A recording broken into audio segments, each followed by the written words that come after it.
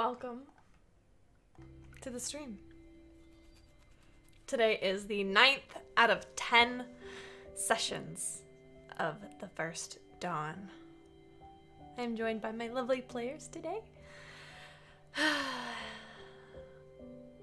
Welcome. How you feeling? All right. Very nervous.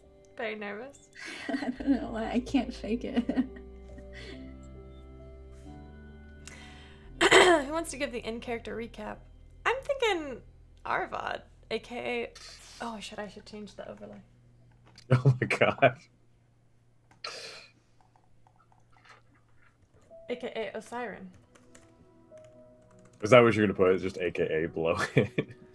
Just like a clip art stick on the overlay.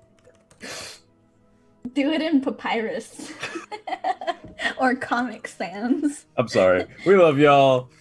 It's our pregame chat has been weird today. Today? I mean, to be fair, it's weird most say days. today? It's weird most days. Today has been also weird. Last session, the party had been apart for about 5 years. We'd all done a few odds and ends things. Signy became queen of the Feywild, which is pretty dope. Madrian kind of went home, saw his family, just kind of spent a lot more time being Dadrian. It's our favorite version of Madrian, to be honest. Ruby, what did Ruby do? She wrote a book. I remember that. Wrote a lot more in the book. Visited some temples. What else did you do? I helped people. Oh yeah, we did that. Yeah. Yeah. That's pretty much all Aravad did, was just help people. I think I said I went home for a bit. Yeah. You did. I did go home. Oh, that's right, because okay, I did go home for a bit, now that I remember that. Which, for those keeping track, that means I went to Bathion. And so we all kind of had a lot of different things. Once we reconvened, we met at the same tavern that we had started our adventure in. It's kind of become our hallmark. We had moved a bunch of people out of the nearby town that would be renamed to Wolfcrest. I don't remember its previous name, though. Graham, what was the previous name? Taversdale, thank you. Taversdale being where we assumed the battle was going to take place, mostly because to Primordials it was a big, juicy horde of people to kill. We moved all the people out, but then we put up a lot of illusions to make it look like they were still there. However, consequences of living in a corrupt world, they came about 2 weeks earlier than we had anticipated. This caused us to sort of scramble in the beginning. Ruby rode her glorious celestial mastiff into battle. Madrian had his plain old horse, and Signy had her, it's an elk, right? Name's Ton. Had the wonderful Feywild elk Ton. They rode in. On their way in, they were inspiring the troops. Signy used her divine protection and expanded it beyond what it normally encompasses and sort of protected the initial charge in. Aravad went off and used a spell that a friend taught him called Forbiddance to sort of affect the Primordials' ability to call in reinforcements and to just sort of constantly hurt them. That worked pretty well. The first wave we staved off pretty heavily, and then the gods joined in. And we had Bane, Tiamat, Sarenrae, and Asmodeus, and who else? Who else was there? Somebody else was That's there. it. Oh, okay. The battle was rough. Ruby caused a great earthquake to literally trip a primordial, which was pretty dope. And we definitely need like a clip of just that happening forever. Signy was royalty leading the troops on the front lines, and Madrian got on the back of Tiamat and shot a primordial in the hand a couple times, which was pretty dope, seeing the machine gun bow going off. Aravad flew around and sort of just made it hard for enemies to move in and just tried to inspire his allies and just do Aravad things. Everything was going great. Temesis and what was the other dude's name? Sahil. Sahil, my bad. Temesis and Sahil were getting pounded. Tiamat was ripping Sahil up, and Temesis was fighting Bane. Sarenrae decided to jump in and fight Temesis as well with her badass scimitar. That didn't go well. Temesis, being the powerful warrior that he is, managed to outfight Sarenrae, dealing a grievous blow and flinging her across the field. At this point, the battle had shifted to being in the Shadowfell. We thought all hope was lost, and then Sarenrae came back, and it was a glorious moment that looked like it was going to win the war. Temesis was stronger than we thought, and he struck down Sarenrae, cast her body adrift into the Shadowfell, and deeply affected a lot of us. Asmodeus and Bane carved into Temesis fiercely, but he was not yet dead. Aravad was with Ruby at this point. Ruby was frozen in fear, and Aravad was lit with rage. Aravad called on a great amount of his ability, both from the bolstering voices of the chat and expending a bit of his fate die power. He managed to deal the final blow to Temesis, but doing so broke the form that he had placed himself into. And out from that form came Osiren.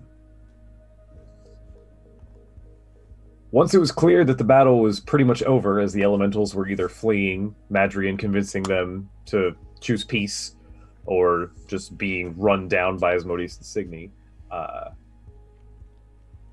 Osiren, sorry, I had to think about the name for a second there. Osiren went and found Ruby and restored her cleric abilities in the name of the Everlight.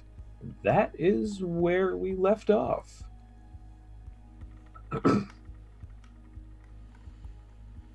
Okay.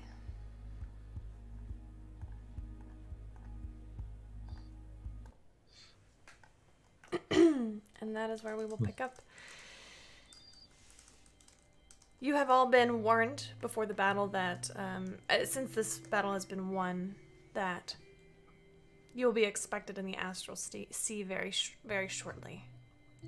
That there is an effort led by many to seal away not only the primordials, but the gods as well. The night before, you decide to meet in a tavern. A different tavern. This one is, oh, wait, no. I'm sorry. The same tavern that this campaign began in. What's it called again? I don't think we ever named it. Why don't we name it right now? Sparkling eggplant. The what? No. No. No? Damn. The Basilisk and the Bastille? That's a Yeah. lot of S's that Sure. my I think that's poor appropriate list. given the location of the tavern.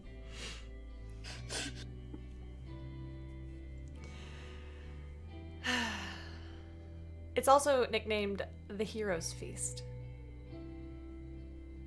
because of a group of adventurers who meet there regularly. In this tavern, you all sit together, and Madrian, you see a familiar face walk through the door. Who is it? Your wife.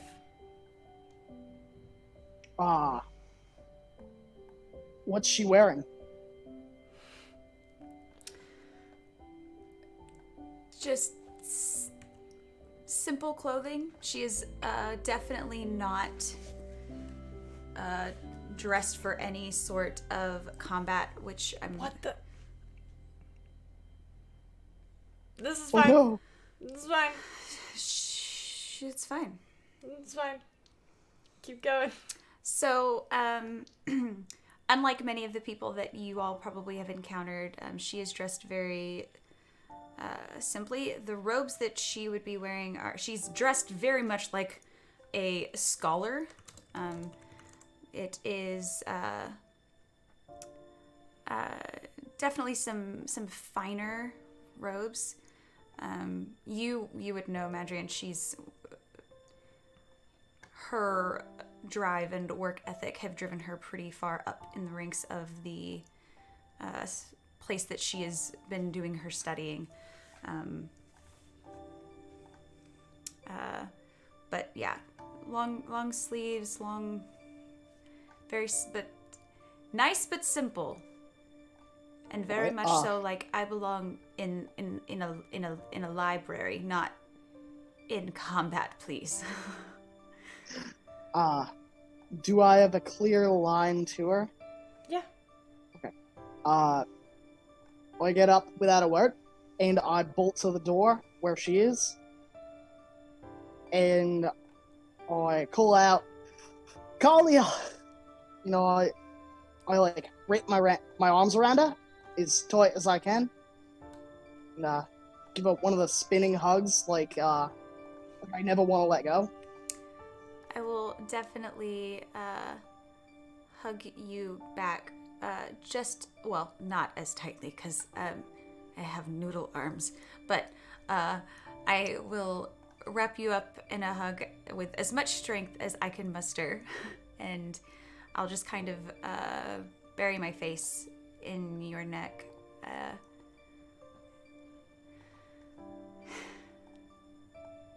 I'm so glad you're safe. Oh, well, I'm glad you're safe. It hasn't been easy, but knowing that you're here, makes it all worth it. And kind of bring a hand up to like rub the back of her head affectionately. I will place my hand on the side of your face, and if you will allow it, I will pull you down for a kiss. Oh, of course. Which you would know.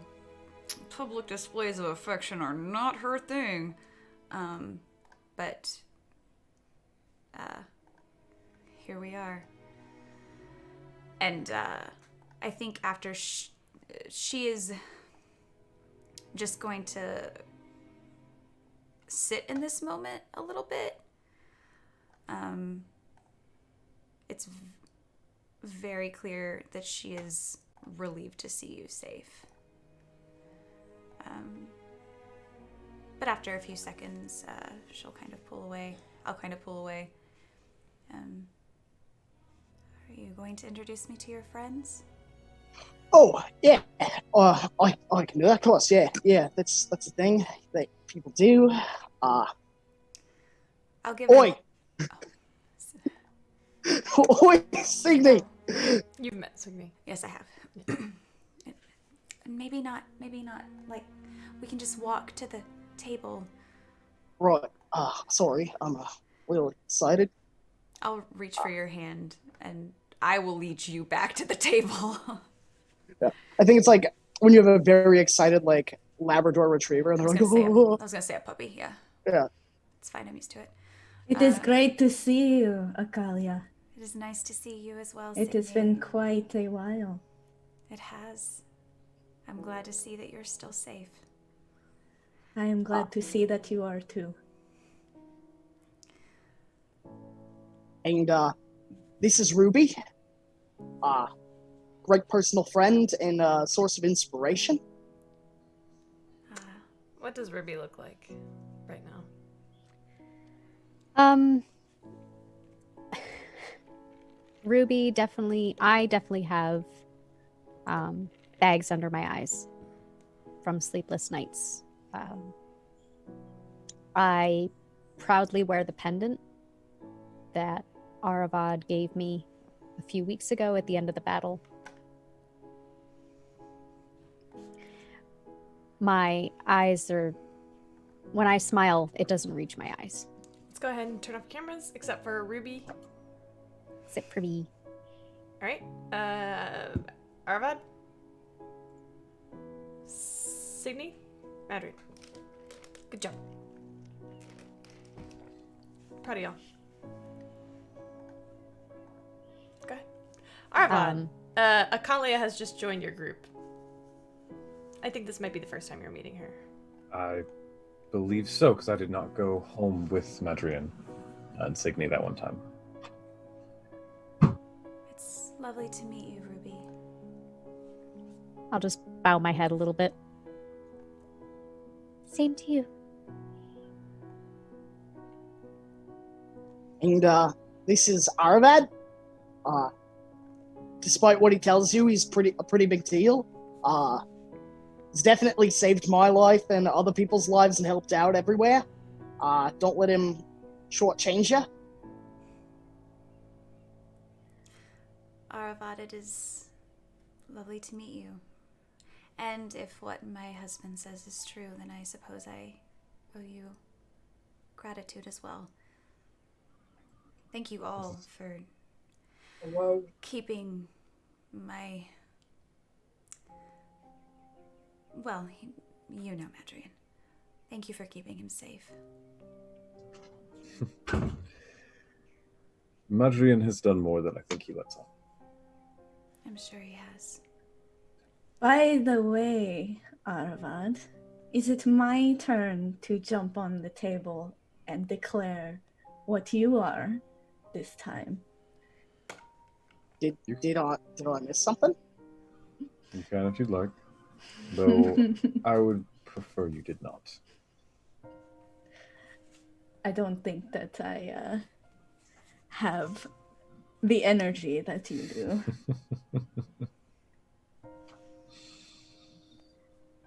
I'm gonna look at Madrian. Quite tired. Have I told Akalia about the marriage of Arrow and She knows. Sarah? Okay. She was there. Or no, wasn't there. She knows. Because it was a secret wedding, and that's why I wanted to make sure. Yeah. Oh, she knew. Nothing gets by me, Maddie. You would know that Asara and Arrow are on their honeymoon. Where'd they go? The Feywild. Ah!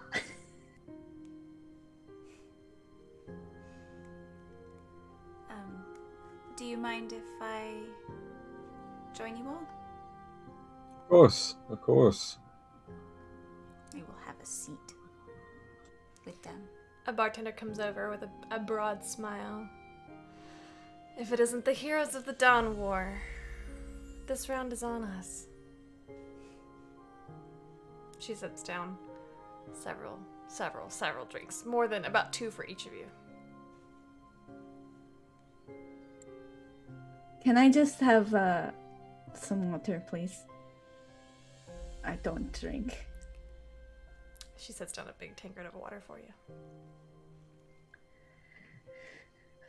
So, my friends, where do we go from here?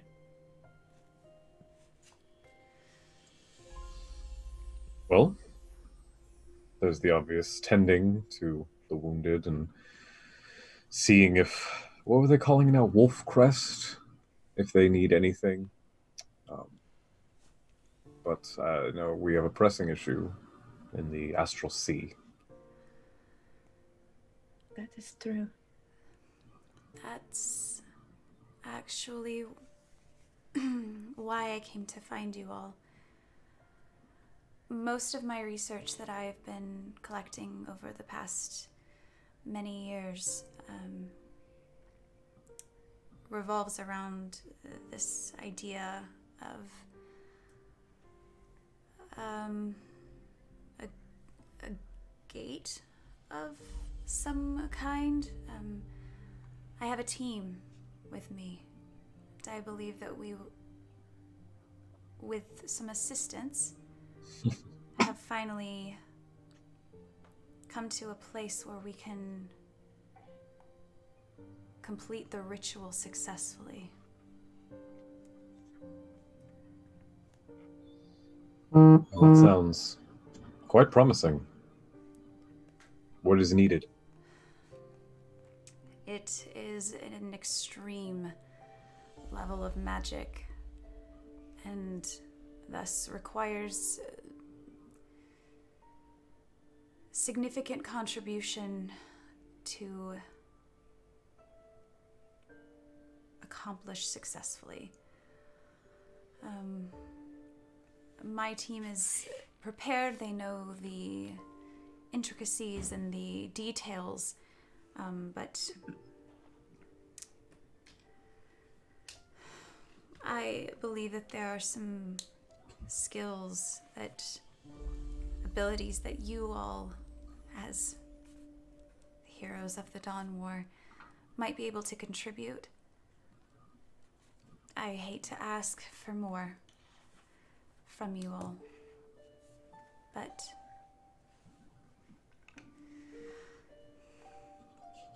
we think it's time, and as such, we need the best help that we can get, and you all are the best. As loath as I am to speak for everyone.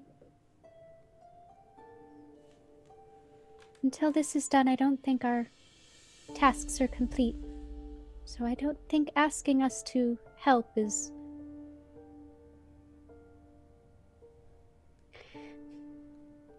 I will be glad to do it. Thank you, Ruby.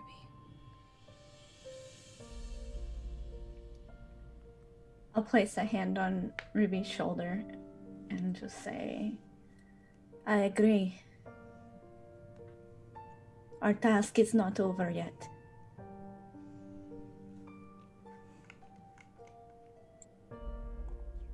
I'll give you a nod. And you know me, I'll help anybody as long as they ask. Even if they don't ask, I'll probably help them. I'll give you a kiss on your cheek. I blush.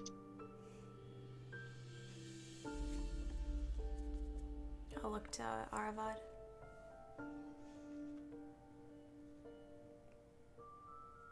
Of course.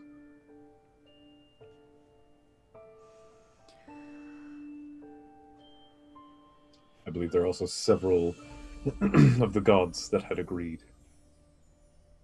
So I'm sure we can count on them as well.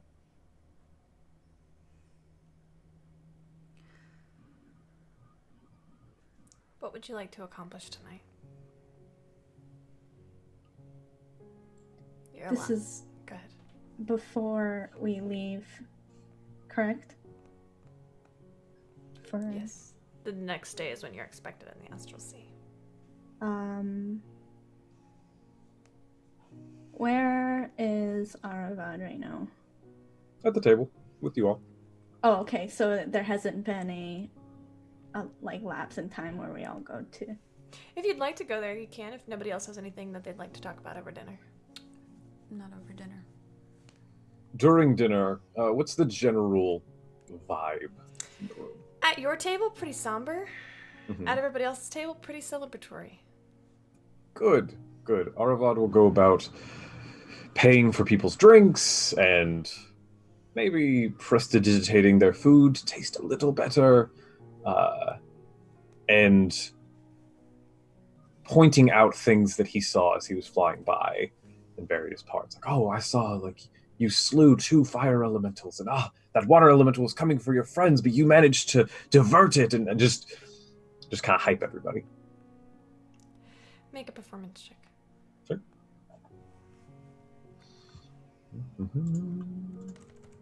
There it is. 16. 16 is quite a high check ordinarily. However, you feel there is it's like a weight on your chest that keeps you from being your full self. Sure. Yeah.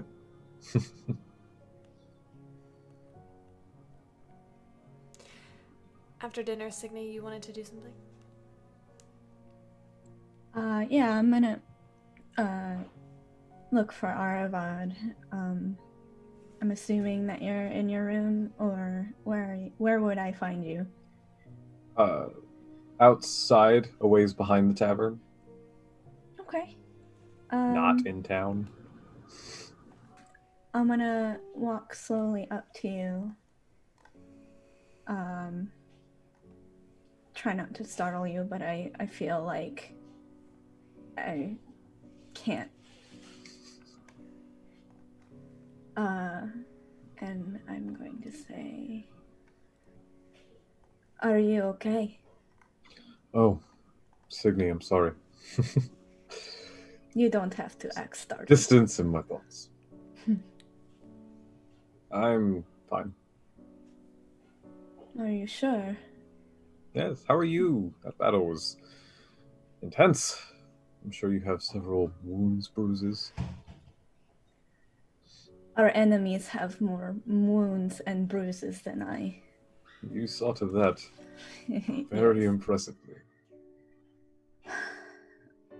Aravad, I am not here to make small talk, although I do love talking to you. I know that while my people rally behind me, our gods are still in conflict. I have tried to commune with Gorlon, and he would not listen to me. And I am here to ask you,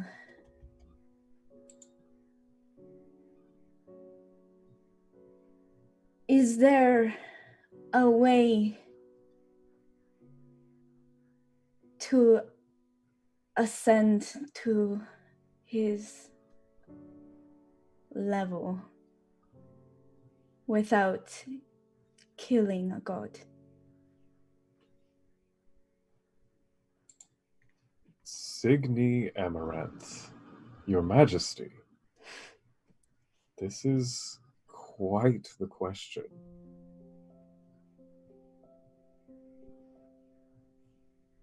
And not one that is appropriate for where we are. And as I say that, my irises turn that sapphire blue, and a bit of magic goes out from under me and comes up and then goes down. And we're no longer in a forest. We are in... We're in a room made mostly of stone. Varying colors. It's brightly adorned with reds and purples and blues. No one else is in the room, though, but it is bright windows. There's actually 2 stained glass windows. One that looks like me, and one that resembles Sarenrae.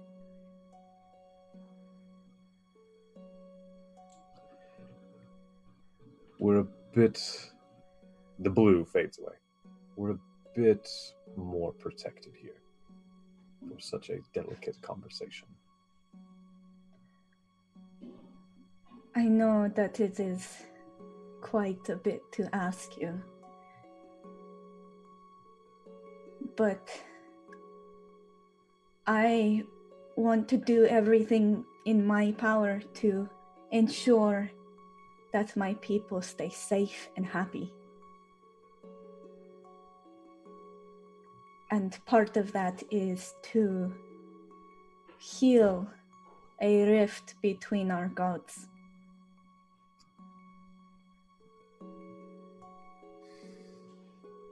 Well, 2 gods have died in the last forever. Maybe more. It's hard to say. Sometimes they transform. It's very strange. When Io died, his power went into his children. Nobody claimed it. He had sort of already created his line. So Bahamut and Tiamat grew in strength and ability. When Arum died, he had no such successor. And so his power went to that one.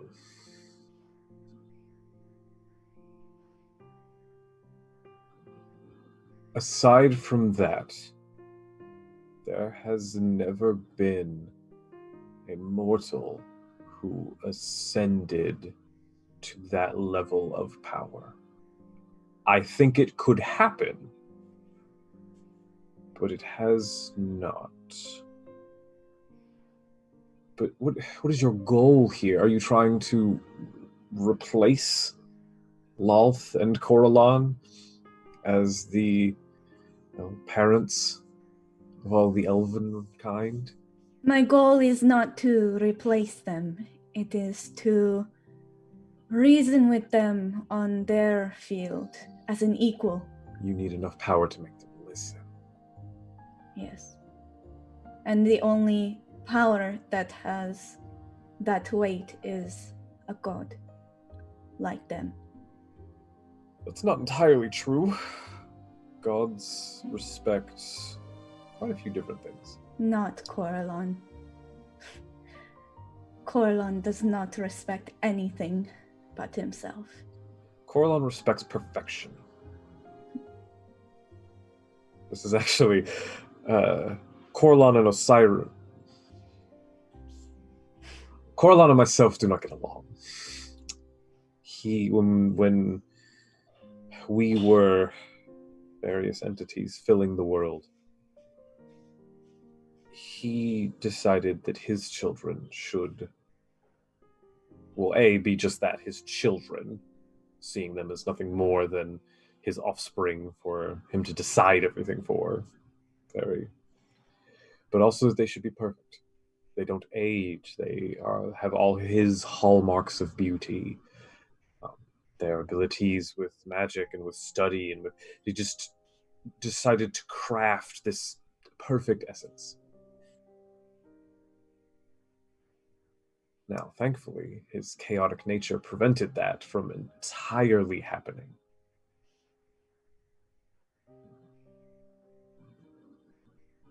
That is everything he seeks. I have a feeling it's why he chose to instruct that one. Because his sole, undying, perfect focus was on power. I don't think you need to become a god. I will admit that you will need a fair amount more power, but you are of two minds right now. Maybe more. You are stuck heavily between your own personal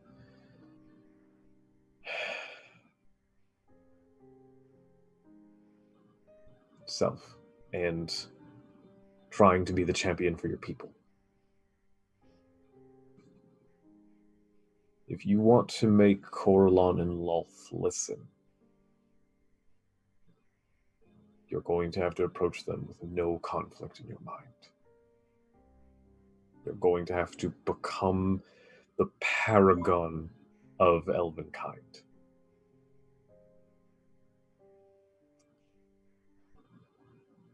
Coralon once spoke that his children would aspect to different notes of the seasons and the world, and they would change to properly embody their surroundings. Is that something that you do? That I do. Can't claim to have seen it. Yes, he said that the first among his children would be able to change themselves. Not sure, since you all have taken on physical forms I didn't know if that had carried through or not. I don't know.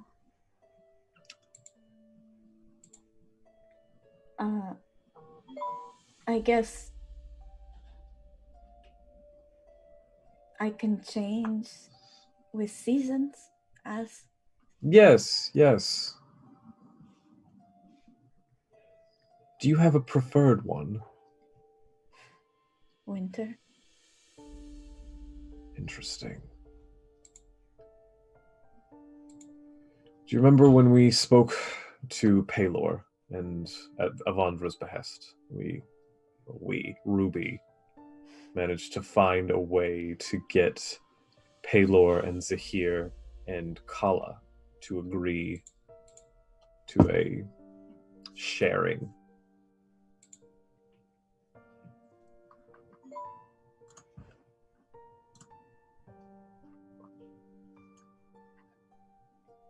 Are you asking me if I remember? Because Yes, I do. yes. Kala, since then, has become... At one point, she embodied the entirety of the idea of cold and winter and ice. She has since abandoned several aspects of that and now only holds the cruelty of winter in her heart and in her domain.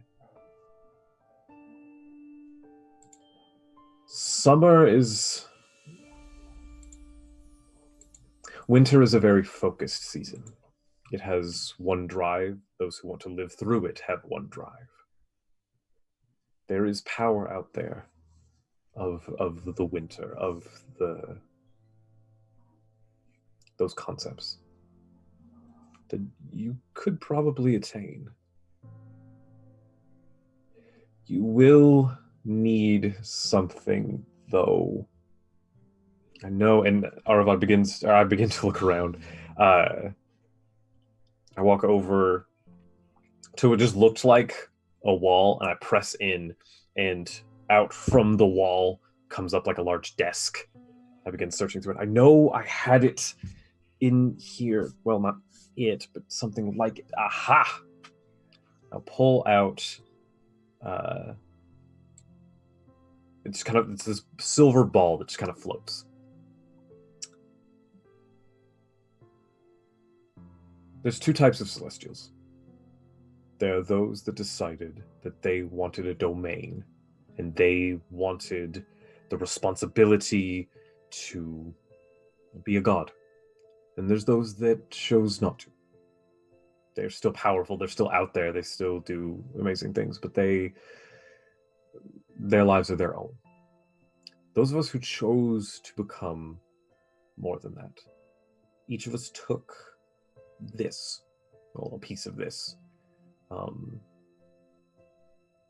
The most similar thing I can call it is Mercury. It's not quite like that, but it's similar. This is how we formed our first holy symbols. Most of us gave them to our first paladins or clerics or oracles, prophets, whatever you want to call them. What they allow you to do is handle much more divine energy. Now, the ones we made were tuned specifically to us. This is not yet. You could take it and make it your own. And you could probably, I don't know, never really used them this way, but I imagine you could take in some of that power. And I just kind of fling it at you, and it will just kind of stop right before it gets to you. I'm not sure if it will work. No one's ever tried it this way. However, if anyone can, the unshakable iron will of Queen Signy Amaranth could probably do it.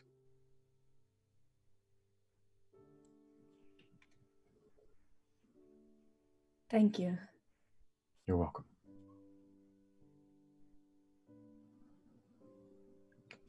I will. And we're back in the forest. So, that ball of mercury, do I do anything with it now, or can I just grab we it? turn ours into the holy symbols. Mine, and I will pull out one that looks like my original one, and it looks like a crown and a scepter together. Mm. This represents a great deal of what I am about, what I have dominion over. Sehanin is a great crested moon. It's something personal to you. Once you know what you want it to be, you focus in on that, and if you have the will, it will bend, and it will become whatever it is you want. Until you do that, though, it won't be able to take in power and do any of the other things we spoke of.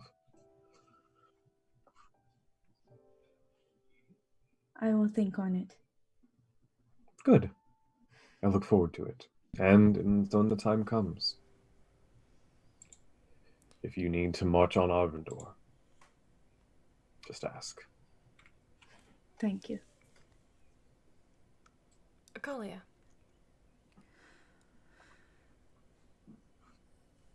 I'll spend dinner with Maddie and his friends. But I imagine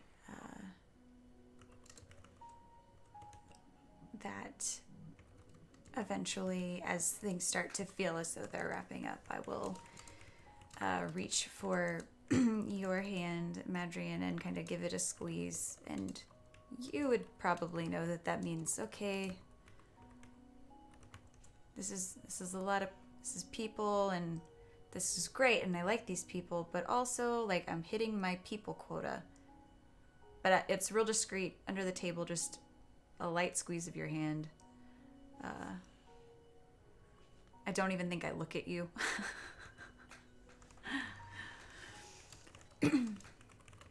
Boy, I blink once and stand up suddenly. I forgot that I haven't told you. Sorry, not told you. I haven't shown you the place where I first fought with all of them.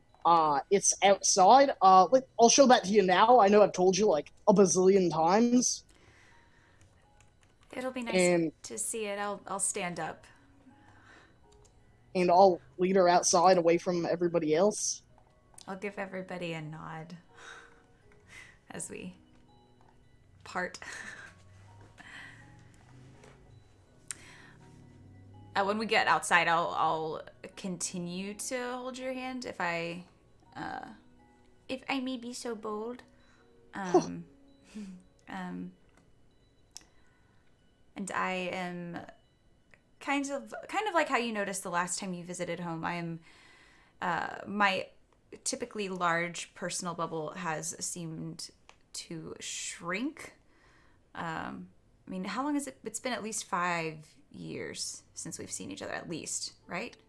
I think I spent a lot of time before leaving to go help. I think I've been How home long recently. has it been to help, though? Well, regardless. But you still have that same kind of vibe. Thanks, Maddie. Of course. You know you can always count on me. I'd never let you get stressed out about talking to other people. Oh no, you just stress me out about other things. Well, I'm sorry. I'm just teasing, Maddie. I know. Just sometimes people say jokes and I don't really understand them. I know. I have your hand in mind, and my other hand is like on your arm.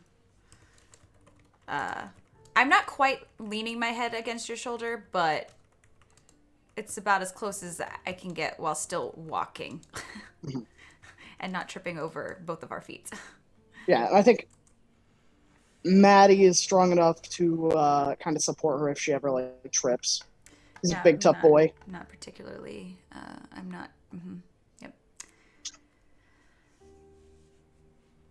I like the tattoos. Oh, I'll bring a hand. I think they're on your face, right? they go up towards the jaw, just starting to come across the cheeks. Yes, and only on the left Well, side. Okay. I'll trace one of them with like a fingertip. You know, sorry, I'm just so excited. I liked the color, and I will brush some hair out of your face because Cool. the blue is very much a reflection of your eyes. Yeah, and I spend a moment just kind of staring at this woman who I've been married to for over 39 years, who I met in a tiny little library in a tiny little town. And I don't say anything for a while. I think just being within their presence is enough. I would imagine that it's very much the same for Macaulay. It's this almost like this moment frozen in time where other people are probably like, what are they doing in the middle of what? Why are you stopped in the? Okay. But I feel like for both of us, it is very much a we are the only people in this moment. And we are just, I am just eyes locked. There's a lot of emotion that you already know she's not good at articulating necessarily. But after a good long moment,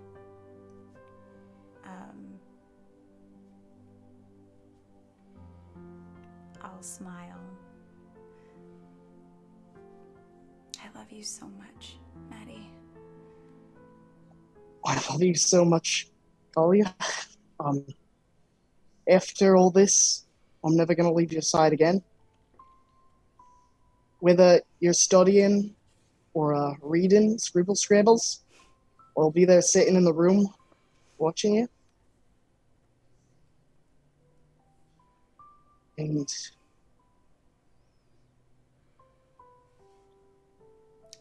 I'm not good with words. I will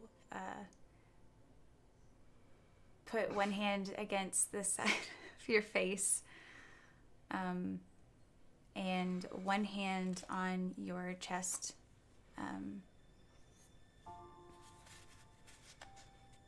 We will always be together. And I'll pull you down for a kiss. I'll take that kiss and I think wrap my arms around her in one of the, like, not a tight embrace, but like a tender embrace, and kind of press my forehead against hers. And I'll just after a minute, lead her just around the town without any aim in mind, just living in that moment, each moment, like it's the most important moment of my life. Yeah. I would say eventually, if at any point it feels as though, like, I think at some point later in the walk, I would start to kind of ask about some of the things that you saw in battle, knowing that they are in the past and you are safe. And oh my god, and let you share what you want to share, and kind of let you ramble and talk. I'll chime as much as you want, but I feel like Kalia is just I'm taking these moments in as much as I can, because We haven't had moments like this in a while, and it's nice. Really, it all started in a tavern so many years ago, where I was enjoying a pint of ale, and the strongest elf I've ever seen walked right through the door and ordered a water, and a guy with a fiddle-diddly-diddly-dee, you know, the music instrument, walked in, and he kept saying mortals a lot, which was weird, because most people don't, but I thought he was just silly, and he talked about how he was supposed to be there, and then I met the bravest halfling I've ever met. She was a cleric of Saren Ray, and she could use magic to heal people, and we got off on the wrong foot. Well, I got on the wrong knee, because I kind of, like, knelt down to say hello. Oh, Madrian. And I thought I didn't want to, like, be rude and, like, look down at someone, so I tried to, like, look even with them. And apparently that's rude, so that didn't go so great. Then some elementals attacked, and then later on, we were at a temple of Saren Ray, and she asked us to go save something. Oh no, we were supposed to convince some people. They get mixed up sometimes, I kind of forget. But we killed a giant, and I was really sad about that. As you're sharing different pieces, every so often, I will pull your hand up, particularly in moments where you're recounting and then you backtrack because, wait a minute, that's not what happened. It was this.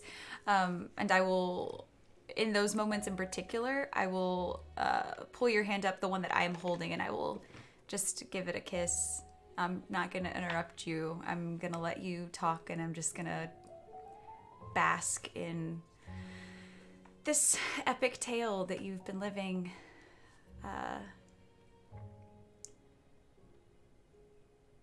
And eventually, I don't know how, that's a long story. We might be out all night. Yeah, I don't know. It's probably like a 30-minute story of just walking around town. Maybe an hour. I would say that sounds Maybe an hour. Sounds like an hour for Maddie.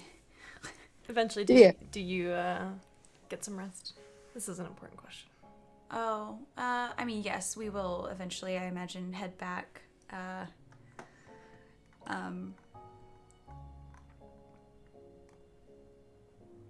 I imagine we enjoy some time together before we eventually go to sleep. Yeah. I think there's only one last thing I was going to say. It's, if we're ever separated, or if anything ever happens, I'll always return to you. I'll make a promise. I'll just give you a kiss. You know, I'll return it with interest. So, we'll eventually get sleep. Okay. Ruby.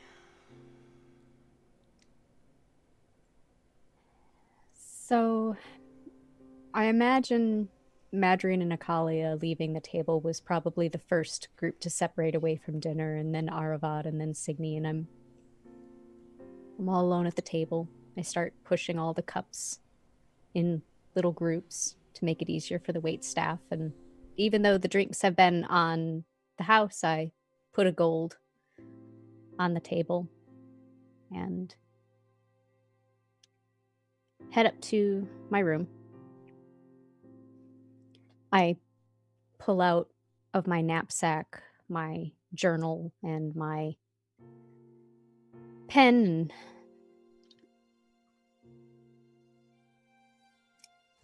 at first I clutch the pendant that Aravad gave me. The one imbued with Saren Ray's essence, or what he could muster of Saren Ray's essence.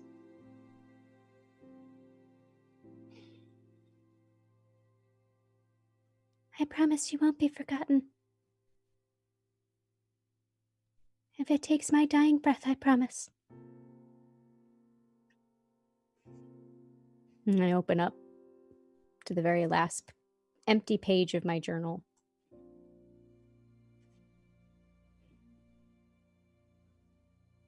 and I start writing a letter. A much overdue letter.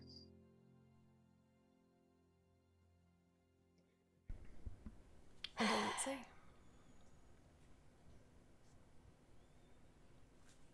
Dear Mother, I know it's been far too long. Almost 30 years, I think. I'm sorry that the last thing you heard from me was a note on my pillow saying that I had gone off to be a hero. You always used to tell me that halflings couldn't make a difference, and it was best that we kept our noses out of things. While my journey didn't start out the way I wanted, it's been worth it. I hope the war has not reached you, but I can promise that it's coming to an end very soon. You no longer will have to fear primordials.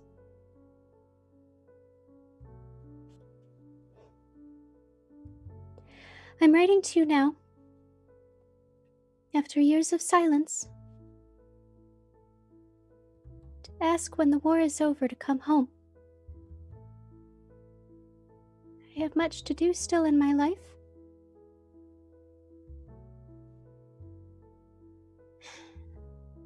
But I'd like to be able to see your face at least once more.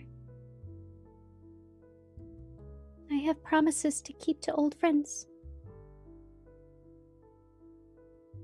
so I won't be able to stay long.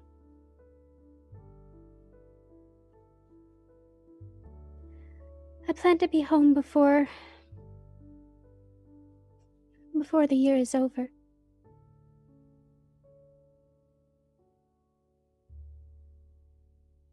If you will have me, I'll meet you at the booksellers in my favorite spot. With love, Ruby.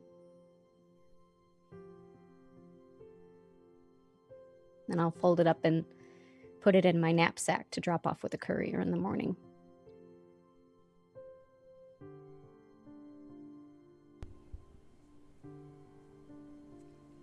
You know, that's easy enough to do.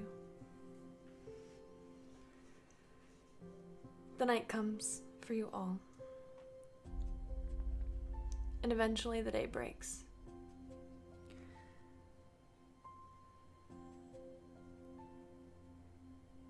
I am up very early, writing away, collecting notes, writing some things down. Where are we just... Do I know if my team is gonna meet us there? Mhm. Okay.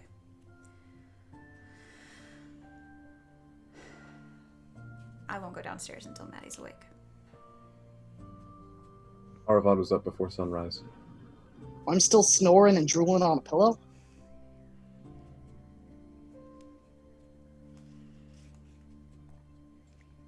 Eventually I'll kiss you awake. Is that a thing? Can you do that? Yes, you can. Yeah. Can Or- I'm doing that. Good morning, love. Oh, is it midday yet? No, but we have a long day ahead of us. All right. Up and eating my guess. Let's Well, first I'm gonna find some pants, and then I'll meet you down there. Actually, I'm Hmm? gonna slide back into bed. Not like that. I'm just gonna reach for your arm. Maybe a few more minutes. I'd like that. And I'll make some room. And it's just me cuddling up against you. Yeah. That's all it is. For Like a however solid long. 30 to an hour of cuddle. Yeah. A few minutes turns into just... Yeah.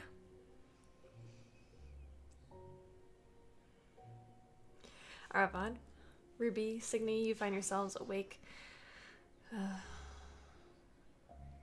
Siren, Aravad, whatever you go by these days. You have the way of getting there. After half an hour to an hour, Madrian and Akalia come down.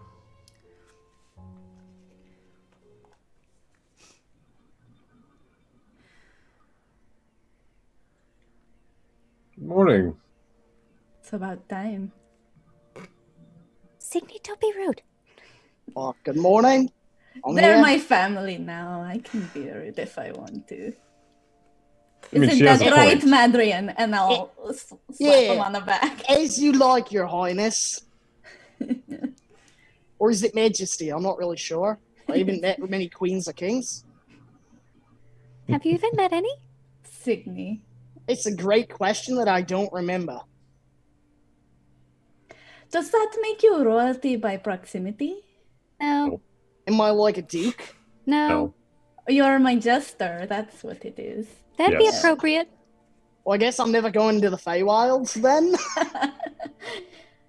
I'm just kidding. Well, no. Odd question, but Aravad, I've had something bugging me for a long time. I know you speak with angels all the time. Not all the time. Do you know who my godmother or godfather is? Do I? That is a very direct question. Well, like, I've had these wings forever, right? Like, and I can fly and do all cool stuff, and I live pretty long. But I absolutely have no idea where I got it from. Have you... And Sarah and Ray said something about it, like, the first time we met her, and I never brought it up. So, Akalia, do you know? You seem to be very well educated. Thank you. I will put a hand on your arm. It's strange how overly affectionate I am being. Should I insight check that? The Wolf Heart line, your bloodline, if I'm not mistaken, hails from Ayun. You are not mistaken. Sometimes gods will refer to their groups that they helped create or they shepherd guide as their children. This time it's a bit more true. Like, how so? I'm sorry, you're gonna have to, like, spell it out for me. Ayun is some would call her a god, some would not. It's a bit muddled. But very powerful celestial in the realm of knowledge, which is just now striking me as the funniest thing I have heard in days, because her domain is a library. Oh, your ancestor sits in a room surrounded by scribble scrabbles. Well, that must be why I like Akalia so much. They have so much in common. Oh yeah, that makes total sense. Yes, I had long suspected that the abilities of knowledge and foresight that you had were something of her meddling. It's very interesting. Well, now I have no more questions. Thank you for answering. Well, I've got absolutely no questions about anything. Except, where are we going now? We're going to a small island in the Astral Sea. How do we get there? And we're there. Can you describe it for us? That is startling. Did the table come with us? As Aravad snaps his fingers, there's like just this brief like little blue spark, and suddenly everything goes dark and swirls, And when you open back up your eyes, you are on a beach. In front of you is, as far as you can see, this flowing, shimmering, shining water. Is it water? It's very unclear. And as you look about in the skies, you just see stars. You just see these beautiful colors just sort of emanating through all directions from everywhere and kind of nowhere. The beach is of a dull white sand. This should work. Welcome to the Astral Sea. We've been to a place here before, but not here, where Ruby negotiated with Paylor. That was in the Astral Sea.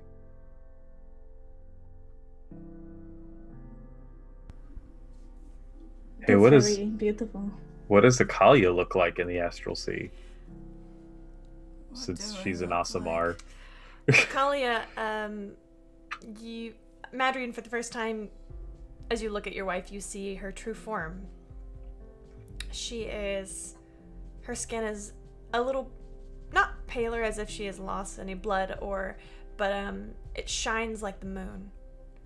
The blue tattoos flare to life, as if powered by some sort of magic. You see atop her head is a golden halo, and from her back, feathers trail all the way down her arms. Light feathers, incorporeal feathers.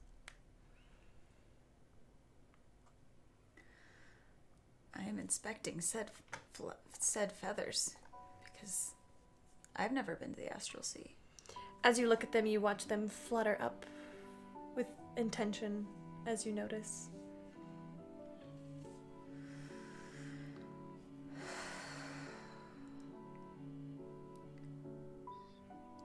I am intentionally not holding, so I look like Osiris now. Can you go ahead and describe a siren again for us?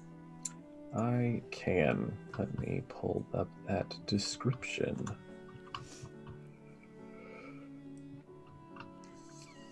While he's pulling up that description, is my team there?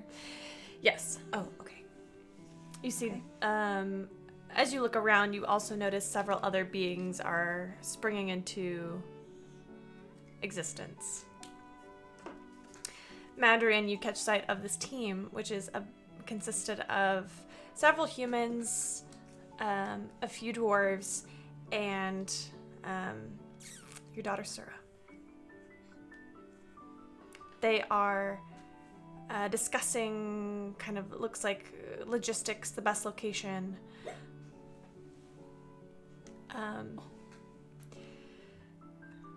Sorry, that distracted me. He's asleep. They are discussing. You see, above them are several other large deities. Specifically, one that you have not seen in person before. She stands incredibly tall, with what looks like skin that is like an ashen gray. She wears a bright blue dress.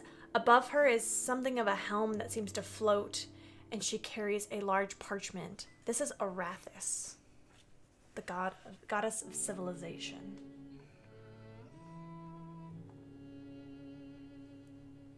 And I will post an image of her that looks like her likeness in the Discord chat.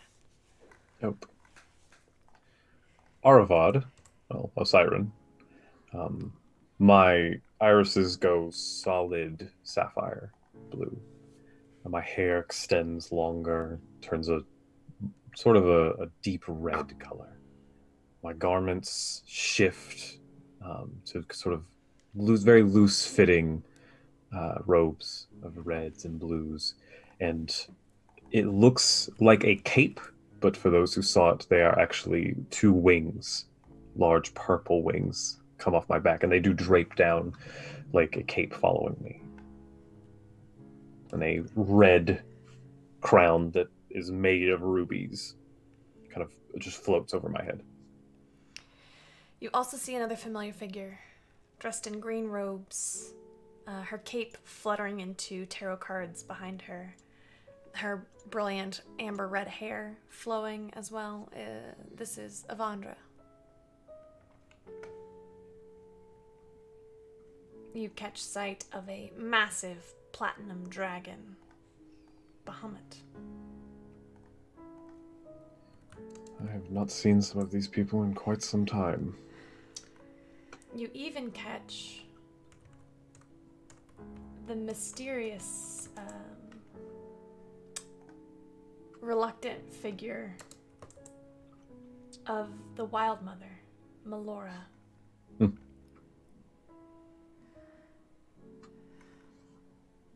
me get you some art. If you would like to see all of the fourth edition gods, there is a Patreon post that has a lot of their likeness. Ruby, if you ever find a chance to partake in the celebrations of Melora, do so. The food is magnificent. This is the first time I've seen Aravat as a siren, right? You would Probably. have caught a glimpse of him Okay. after the battle. Okay, so it's not a surprise. Oh yeah, I totally forgot that Aravat is a god. Stop.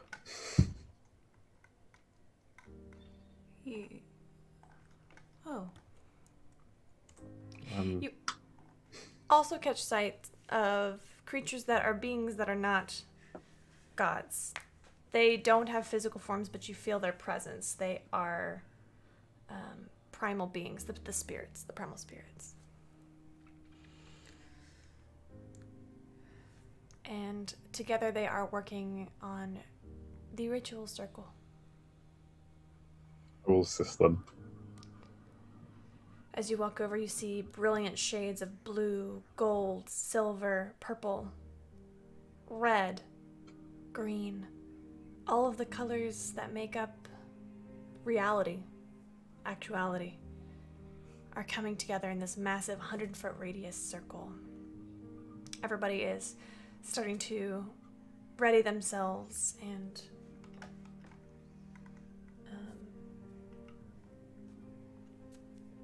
prepare, essentially.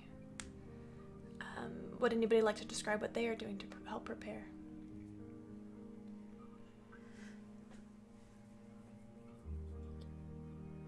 I am. Go ahead, Ruby. Oh, no, after you. I'm probably offering whatever I can do to help Sura and the dwarves and the other assistants, and like, oh, you need to have this this table set up over here. Oh, you need this cloth set up like this. Just little things that I know will keep me out of the way. And every once in a while, I just take a glance at all the different gods, and when I do so, I pause in my motions, but then I'm right back to all the busy work that I can manage.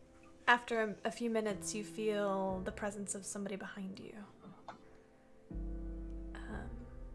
She is your size, but it is Avandra, and she is smiling sadly. And give a bow. She returns the bow, but lower. She It's plucks... Oh, go ahead. It is good to see you again. And you. She pulls from her cape one tarot card and passes it over. It I'll is take it. a depiction of Sarenrae as the world.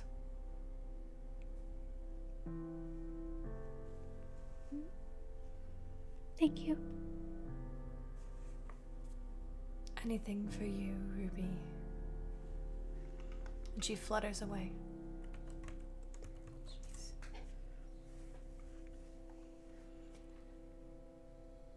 We are going to go ahead and take our midway break, and when we come back, the primal ban. Gosh. Ooh. Everybody go ahead and get something to drink, something to snack on, get up and stretch, and we'll be right back. One. Welcome All of our back. captures look awesome at the moment. Are you so weird? I don't know. Why do you keep putting up with me? Because you're my best friend. Oh. All right, we are back from our break. Last we heard from the First Dawn, they were preparing for the Primal Gate. This is essentially, this is a ritual. So it's somewhere between a ritual casting and a skill challenge. We are going to go around and discuss who is contributing in what way. And we'll go from there.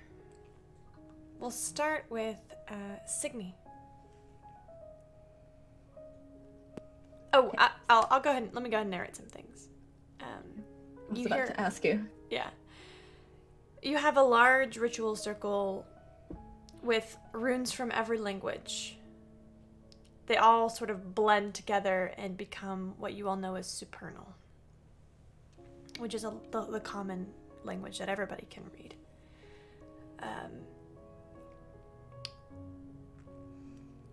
The gods and all mortals involved are outside of the ritual circle, and as you contribute, you step in, and when you're done, you step out.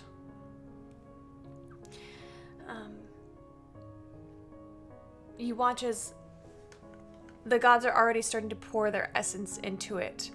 Arathis has a sort of a clay pot that she is pouring, and you watch stars fall from it. Ayun has appeared, and she is pulling pages from the end of her book, reading from them in Celestial and dropping them in. The Wild Mother is druid crafting examples of every species and plant, fauna, and flora, and placing them into the center of the circle. Bahamut is pulling scales from his back and using them to line the circle as well. Avandra has dice that she is taking, blowing a small kiss on them and letting them fall into the circle. As they fall in, it looks like almost like a rock skipping. They hit once, twice, 3 times, and then they fall in and become part of the ritual circle. Osiren. I am reaching up into the sky and seemingly grabbing at nothing, but as I pulled down, it takes shape into gems, diamonds, rubies, sapphires, and I take them and place them in my hand, and I form crowns and rings and scepters, and I sort of line varying parts of the circle. You feel the primal spirits whirling around you, singing, chanting, in Celestial and Supernal. So begins the ritual of the Divine Gate. You hear a call in your hearts for who would like to be the first to contribute to this ritual among the mortals. Who answers that call? I do. I will remove the kind of outer robe that I was wearing. The clothing before me. It's kind of like the overcoat that goes that is underneath is sleeveless. So left arm covered, now very visible, and lightly glowing because we're in the astral sea. I'm not sure if this is. I'm not entirely sure exactly what I'm doing. How big is the circle you said? 100 feet wide. All the way across? Okay. So I am going to cast something that I know all these spells, because this is, I'm going to cast Far Step, and I'm going to be popping around the circle as the ritual is starting to go, to make sure that everything is in place. This is something that I am very, very familiar with, and I am very much a perfectionist. So I am looking to make sure that everything is in its exact place, that everything is, that the runes are very clear, that there's no chance of it going wrong. And so that is, I'll do that all the way around the circle at various points. Okay. Go ahead and make a investigation check.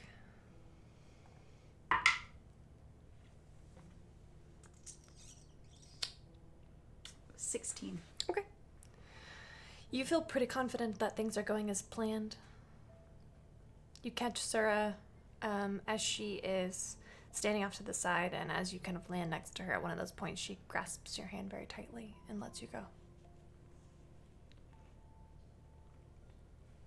Eventually I'll end up back around these peoples and my husband. Who will answer the call next? I guess I will. Oh boy. You hear a voice that only you can hear, you imagine. It says, "What will you contribute to the primal ban?"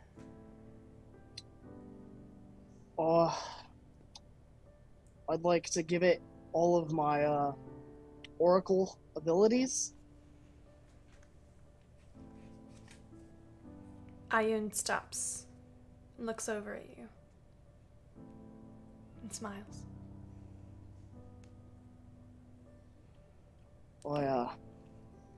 Yeah, that's what I'll do. I don't really know how to, but I'm gonna think really hard about when I had that star in the vision.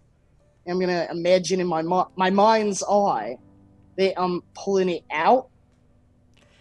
Step into the circle, to the very center. I'll step into the center.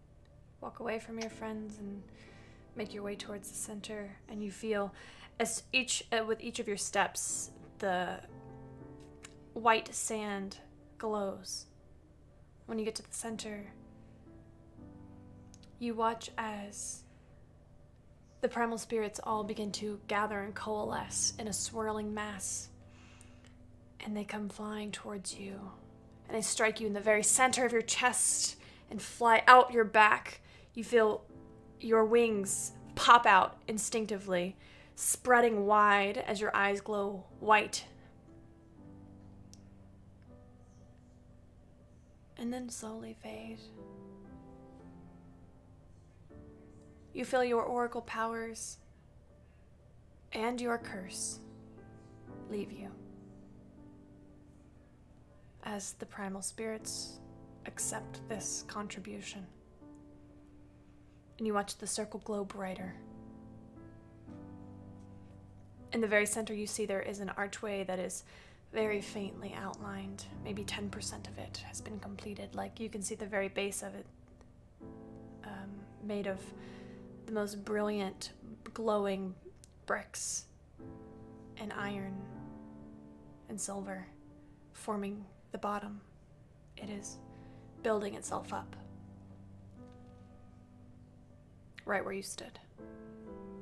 I will exit and stand near wherever Akalia and Sura are. I think my hand is probably going to stay close to my bow, because I'm assuming at this point, every time we've tried to do something, something bad has happened. Fair. But also, I think it's a reassurance thing. Like, Yeah. now that I have no magic to rely on. Yes. You feel lighter. As though there is something has been pulled from you. All of your magic, as it relates to your oracle powers, are gone. Sarah leans over. You know, I'm so proud of you. I know that, kiddo. I'll tussle her hair. I mean, I know you're not a kiddo or anything, but She'll kiss your cheek. Who will answer the call next?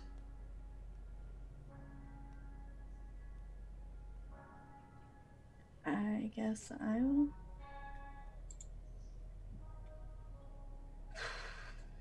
Go ahead. You step forward, a bit uncertain. This is a wild world. A strange situation that you could not have prepared for, even if you tried.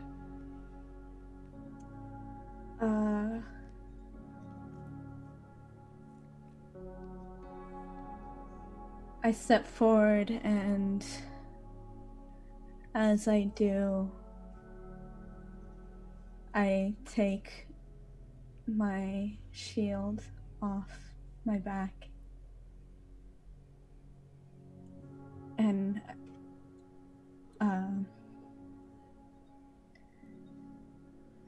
I don't know if this is sufficient enough, but it has protected me for quite some time. And maybe if it is contributed to this, it can protect us all, and not just me.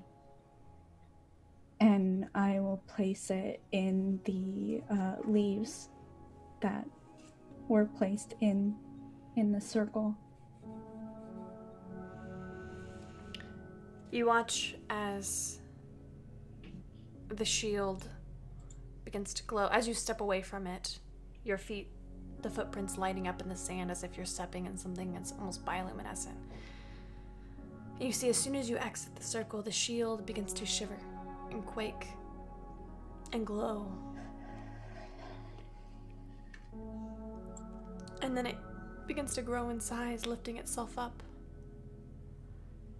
And it moves towards the gate, towards this archway that is being created. And you watch as it is dissolved and torn apart and creates the framework for it.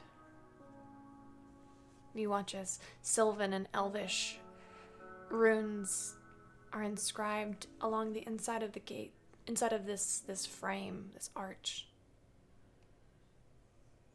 And the circle glows brighter.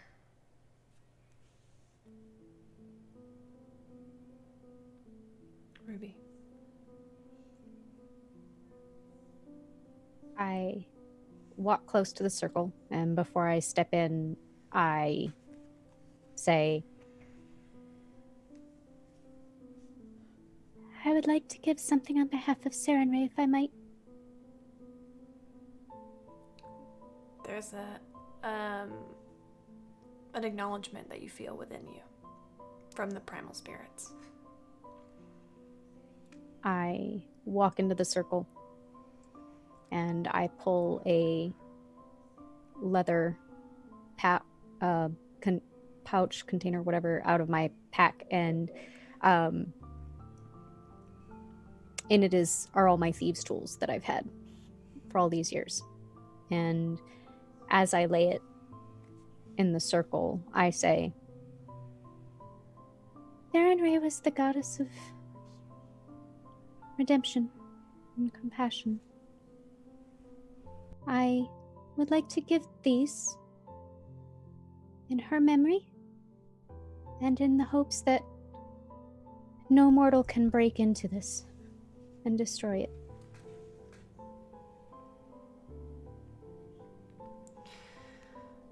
Your thieves' tools are laid out, and as you step away from the circle and your foot steps outside, You watch as the leather fades away and all that is left is the metal of these instruments that are used to enter a place that is locked or sacred.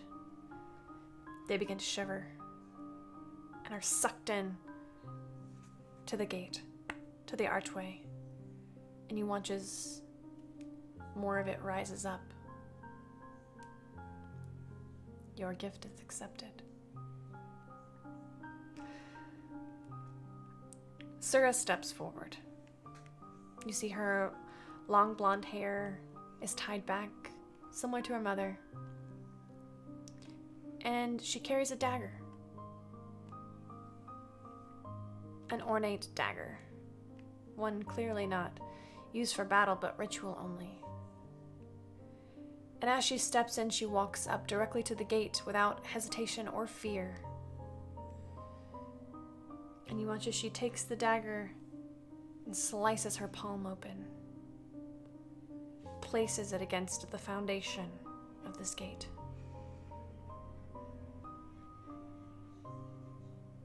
I vow from this day forward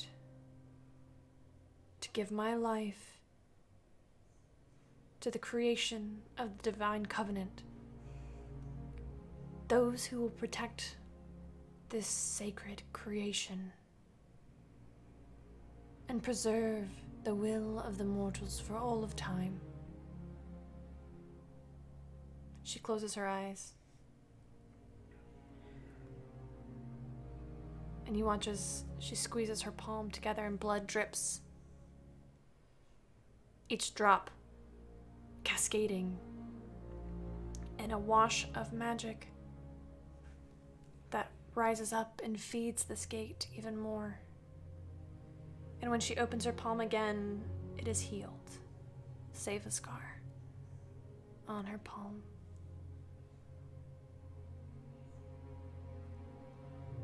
Some of you may notice that she is crying. She gently wipes the tears from her face. You see that her form is also altered here. She is slightly taller.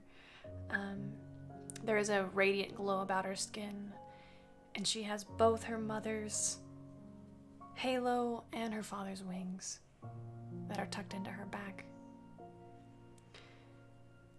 And before she turns away, she reaches her hand up, takes the tiara, places it on the ground. Or not tiara, takes a halo and places it on the ground, and pulls a feather from the wings and sets it inside. The gate absorbs both of them and glows even brighter. She steps away.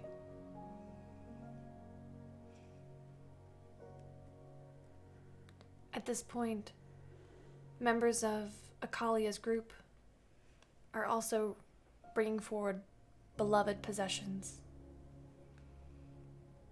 offering parts of their powers, parts of their body even, to create this gate. And as with each contribution, it grows a little taller as it works to complete itself. The gods continue to work quietly, weaving, pouring, contributing. And the primal spirits swirl around. You watch as they accept each of these offerings.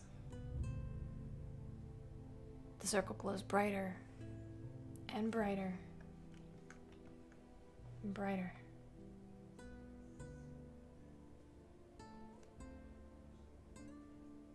Until there is a moment, a crux.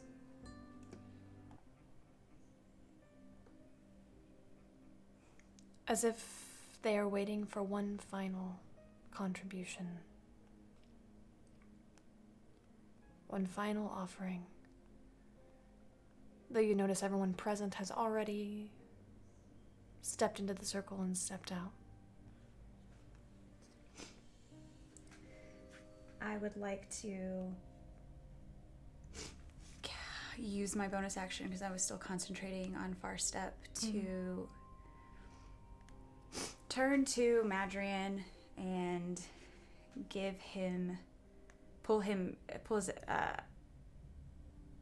I'm just gonna give him a kiss and a smile. And I'm gonna Far Step to right in front of the gate. Can I roll an insight check before I do something? You can roll an insight check. Okay. Because I want to get, like, is this a goodbye kiss is my question. Roll for insight. Okay. Let's see, what is my insight? I haven't used this much. Oh, I have a +9. That's solid. Oh, that's a 25. What does he sense? There is definitely a note of Finality? yeah.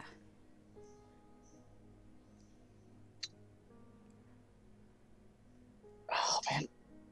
Is it possible to get into the circle at the same time as her? As this is happening, you feel a hand on your shoulder. It's your daughter, Sura. Don't. This is hers. Let her have it.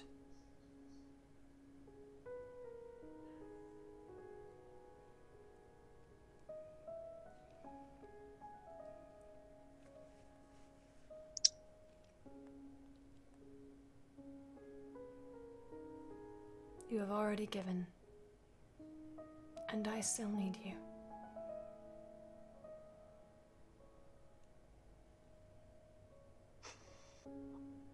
Okay. I won't go into the circle. But I'd like to call out, I guess. Remember our promise last night? I'll find you.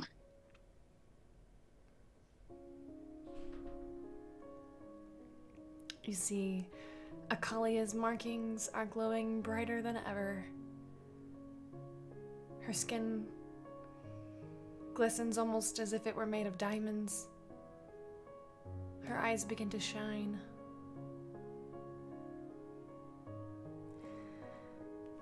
I will step up towards the gate and I will kneel in front of it and I will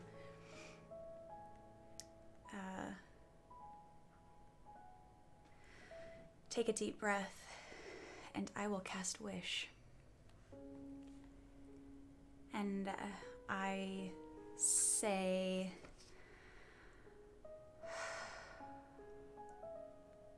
I wish to be the vessel to seal away those who would wish to impose their divine will upon mortals. Let my bloodline be the seal. Let their will be the lock, their soul the key. The formation of this gate that exists in no place but within us. Keepers of the divine covenant that we are making on this day. And I will turn back to Madrian. I will draw a dagger. I will run it across my palm, just as Sura did. Please forgive me, Maddie. If she brings the dagger to, like, her throat or, like, something like a fatal thing, I think I would shoot her with the arrow. Hand. Okay. Just hand. Okay. Perfect. And I will place my hand on the other side from where Sura gave of her own blood. Would you like to describe what happens? Sure.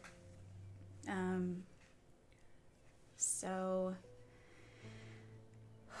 wow. So there is a small pulse of energy, and you notice so after she kind of does this, I will kind of situate myself right in front of the gate.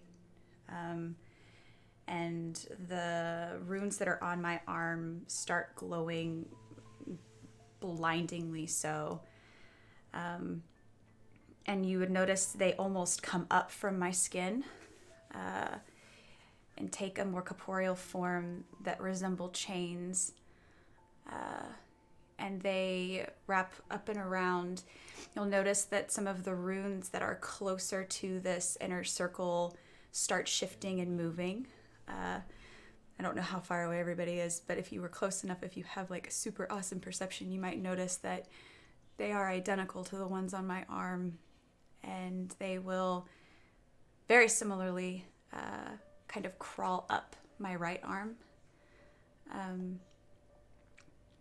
And when they get to up my neck, just starting to creep across up over my jaw,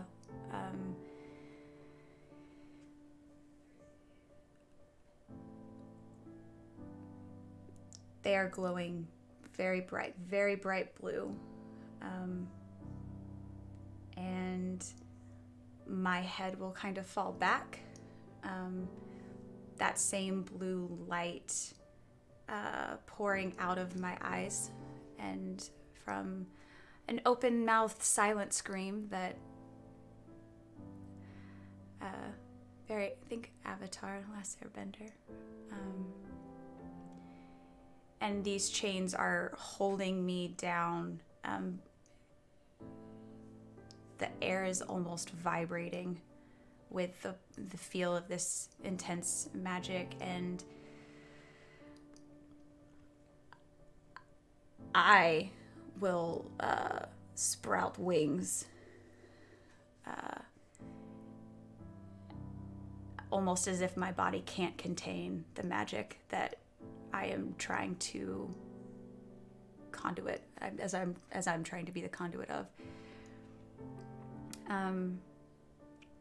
And in the midst of all this very bright blue light, for those that can kind of squint through the brightness, you would notice a soft gold glow at my ring finger, my left hand.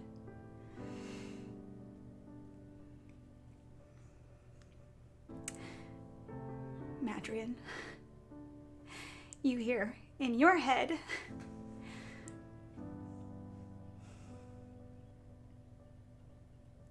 I will love you always. I'll be waiting. And there is a blinding flash of light, and the ground kind of rocks. And as you know, the light kind of dims, there are feathers falling from the sky, just floating gently, and Akalia is limp. You hear the primal spirits sing now a song of mourning. The song sings a tale of Akalia the First, who gave her life, her soul, her existence, who was the bridge, as her race is, between the Celestials and the mortals. How her life became greater than her, a legacy that will span all of time and space. And as the feathers drip onto the circle, you look up and there's a blinding flash of light behind her after this pulse, and the gate is complete. It stands. the most stunningly beautiful thing you've ever seen in your life. Made of iron, silver, gold, stone, feathers, leaves. And in the very center is a lock.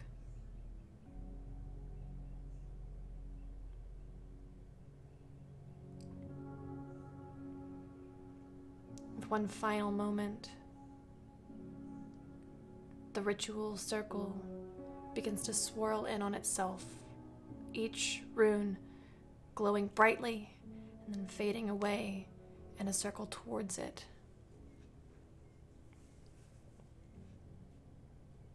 It spirals in on itself until it reaches the gate in the center. And the gate begins to fold and close and vanish.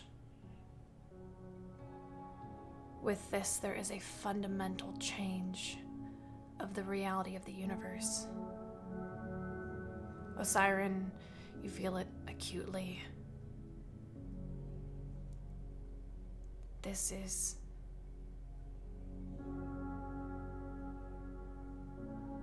your future.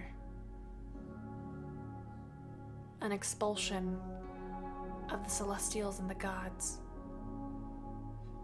from the realm of mortals.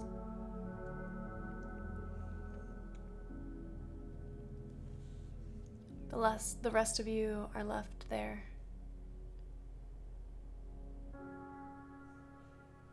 Sura is standing strong. She clearly understood this was meant to happen and is not surprised by her mother's sacrifice.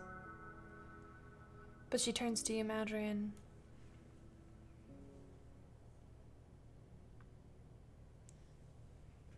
We knew you would try to stop her. I'm sorry. Is Akalia's body still there? Yes. I don't think I respond. I think I run over to it to cradle her head in my lap. And like the previous night, where I traced the outline of the tattoos, I drag my thumb down her face. You would notice that the tattoos are gone. Yeah.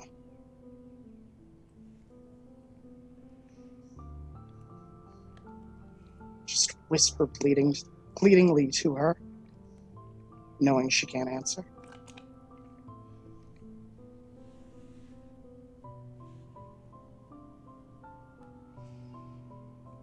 And I look up to Aravet.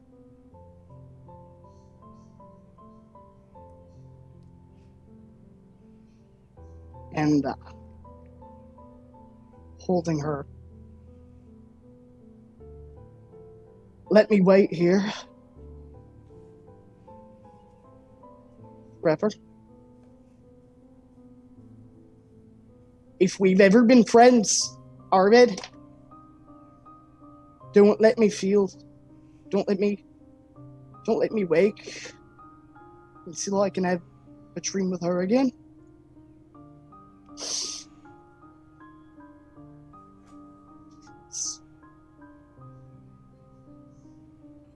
Step over to Madrian.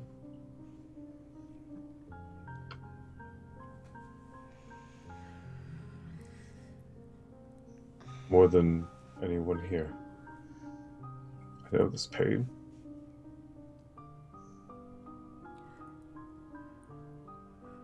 Were it only you, I would grant what you ask.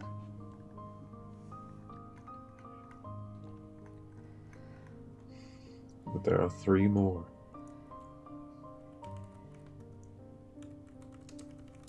That need to be watched after.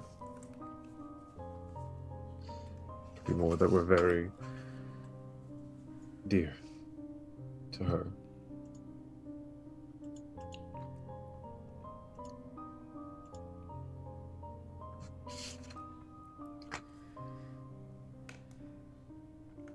Take your time. Mourn how you need to mourn.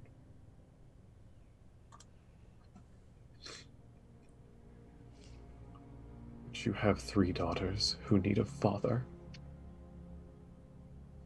So I won't do what you ask.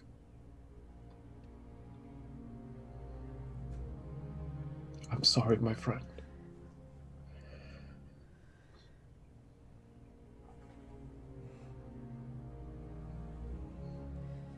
I think I give him a hug.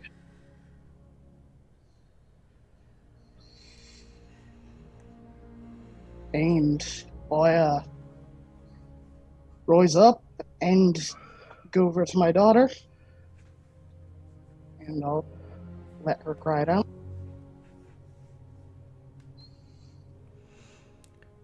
We can take her back and give her a proper burial. Yeah. I like that.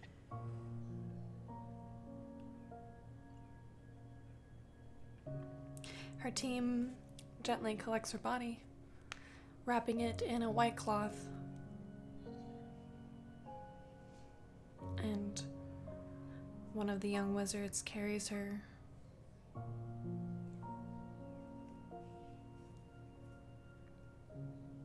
And gives you an auto siren. DM, do I know who Akalia's ancestor is? You do, and you see her in her very primal form. Melora weeps proudly.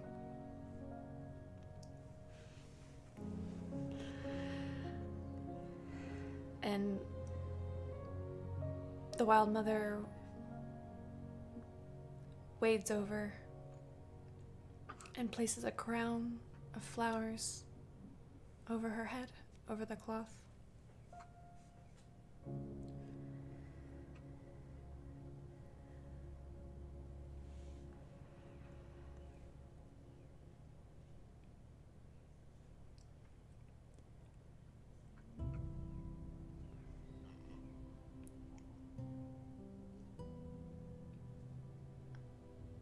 The team seems ready to return.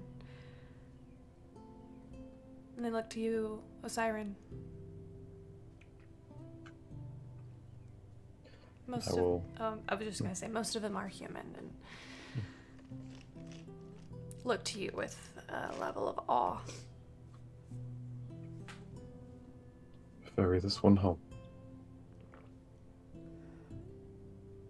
I will reach down into the sand and pull up just a slab of emerald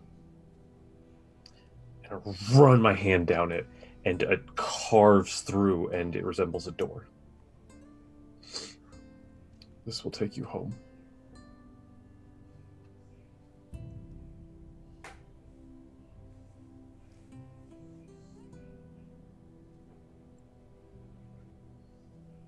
This is not goodbye, Aravad. No. No, it is not. I made you a promise and I will keep it. I just will have to meet you somewhere different. I think I can reconstruct that tavern here, or somewhere else in the Astral Sea. I look forward to that day. As do I. My queen. And I will bow. My God, and I will bow. As I bow, what do you have? You wear a crown? Yeah, I do. What's it made out of? Silver. I'm glad Does it have any? Does it have any gems in it? I would say it has an opal right here. As you bow, a slight wave of energy will go out from me, and it will travel up you and go into your crown, and the opal will begin to shine like a star. Not necessarily giving off light, but it just looks like a star. Let it be known that I, Osiren, god of kingship and lineage, offer my blessing to House Amaranth. The Damn, I'm astral glad I got these. the astral crown is a sign. It will be a sign to all of my people that you are forever family.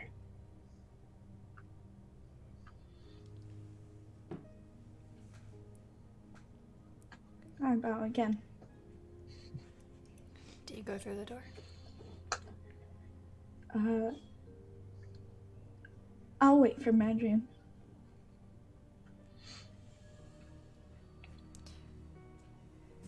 Akalia's team will each give a bow to Osiren, and then they will walk through the door first. The one holding Akalia will wait.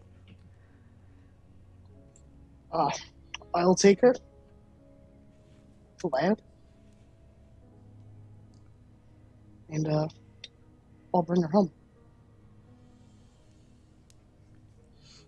You step through the door? Okay. I go in. You see that Asara and Arrow are waiting on the other side.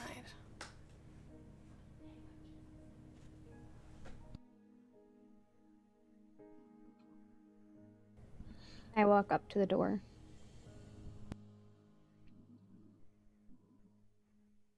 And before I go through it, I just stop. And I look at Osiren.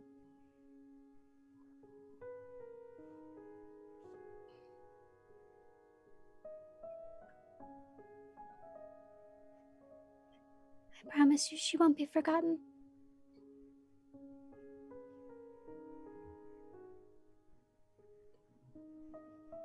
I promise you she would be so proud.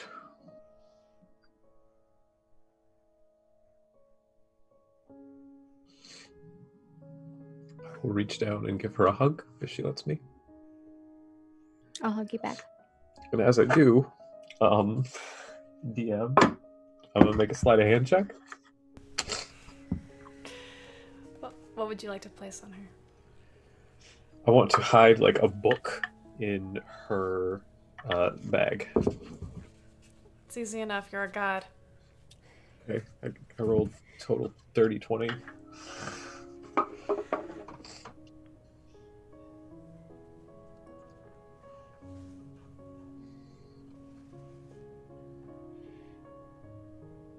As I pull away from the hug, I say, I know it's not goodbye, but I'm gonna miss you most of all.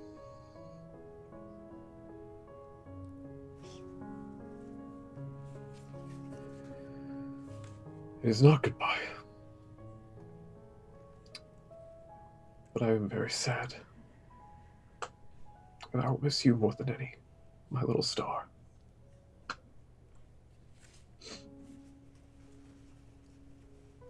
I'll go through the door.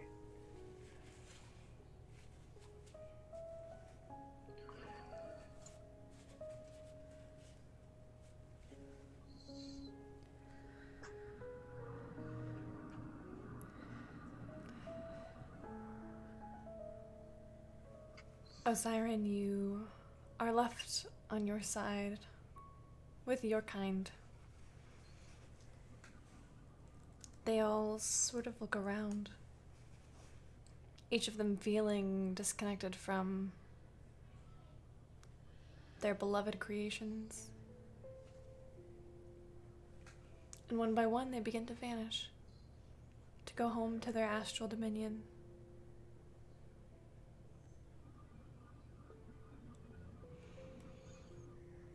Osiren, where do you go?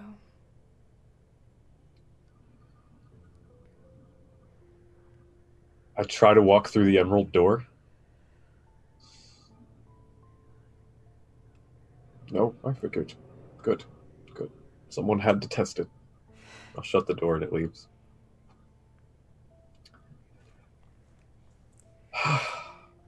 Well,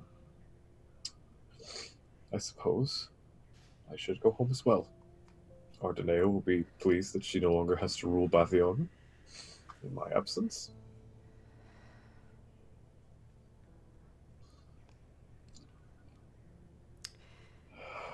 As you think of home and Ardenea, it's as if you've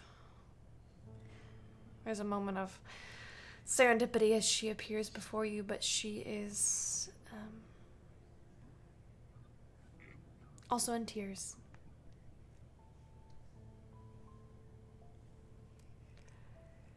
I couldn't find her.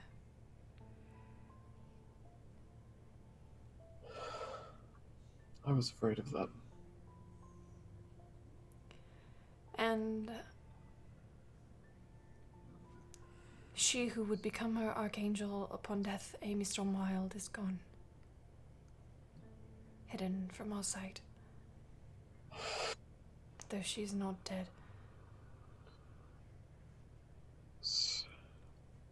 Search the elemental chaos.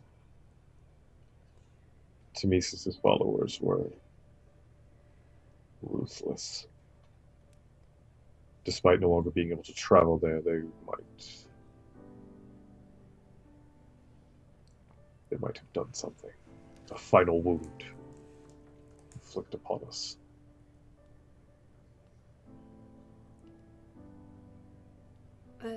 There's more. What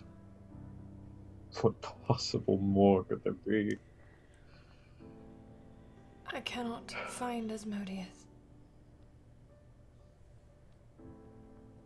You mean he's not in Bathion, or he's not where he's supposed to be? Either. I've failed. Is Theriston's tomb still sealed? To my knowledge, yes. Asmodeus was always very proactive in ending a threat. I trust that he's acting in the best interest of his role.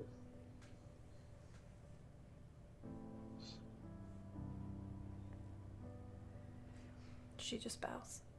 Keep an eye out for him, though. He might need aid.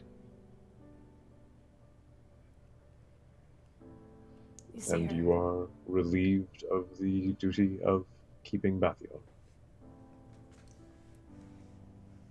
You're coming home. Not much elsewhere to go. I may visit a few other realms from time to time, but no, I plan on being home for a while. We've missed you. I know. I've missed my you. Archons as well. You've never been far from my mind.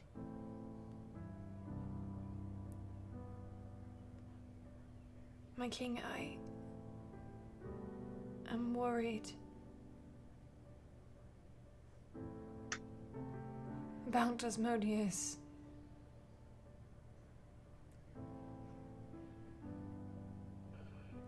He has grown a bit more cruel, hasn't he? A life of fighting devils, demons, has left a mark on him. When you made him God, Tharsden, he did not take it well. I know.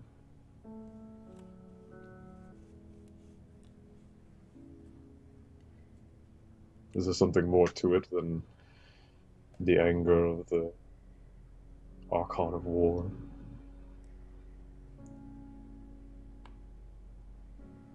Barely recognize him anymore.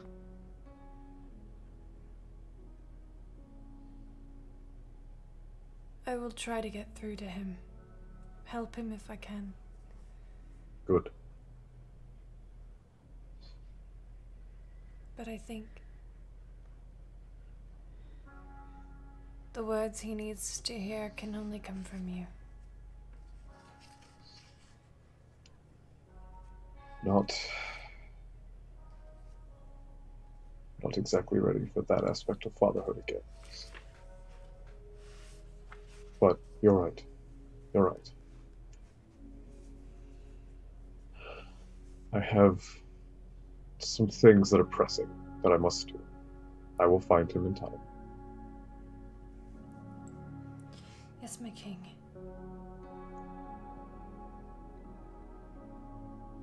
And she will vanish. And I'll just walk out into the sea. I'll find the appropriate color pool and head home. Signy, Madry, and Ruby, you are behind the tavern, alone, on the edge of the woods.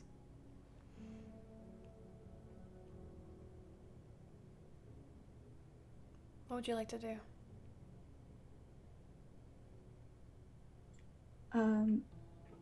Did you say that my son and Asara, yes. Asara were there? Where are they? They're just right next to you. Arrow is holding Asara's shoulders. Asara stands strong and tall. She is pointedly not weeping.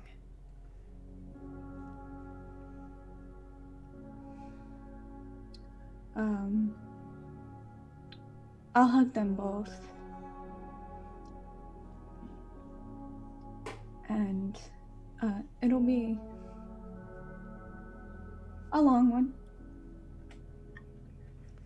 Weird for me because I don't give long hugs.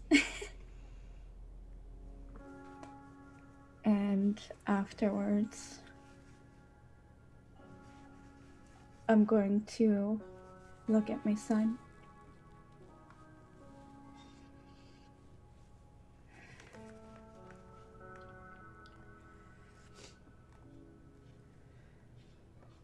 My task is done.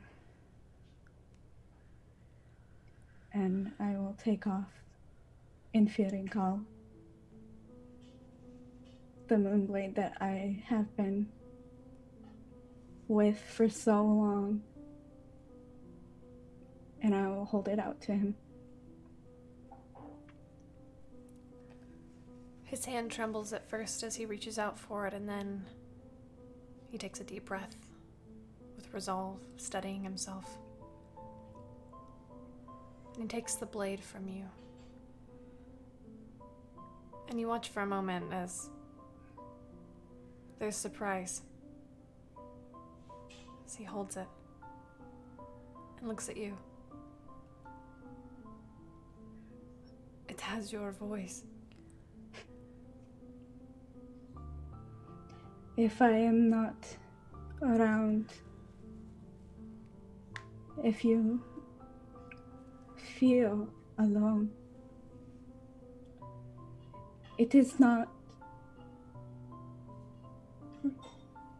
me, but maybe it will soothe you.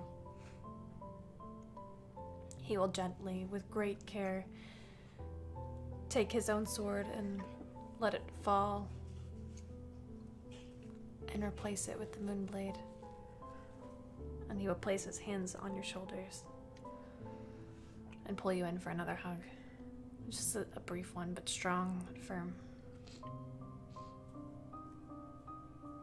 Yes, Mother.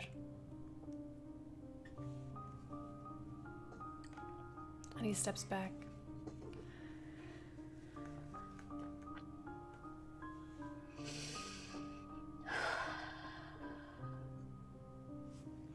What would you like to accomplish for the rest of this session? I'm going to bury her. I guess that seems reasonable because I'm carrying her. You take her to her home, Asmarin. The small little town that is beginning to light a life of its own. And you take her to just east of there, the Wildwoods. West. Just west of there. You spend great care and time to find the perfect burial site. I imagine Ruby and Signy and Asara and Arrow all join you.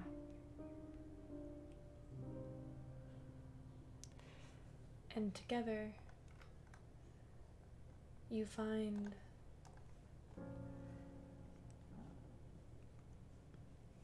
the perfect place. By a soft creek. Underneath one of the largest, oldest oak trees.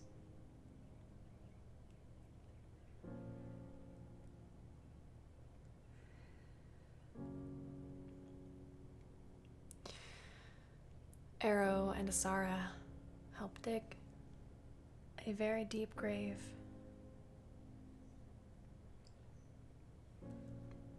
Sura casts mold stone, whatever it's called, stone shape, and creates a basin out of stone for her to lay in, a resting place.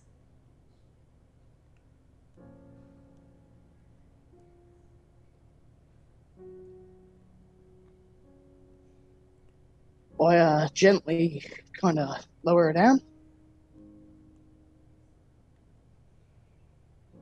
She's still wrapped in the white cloth with the flowers around her head.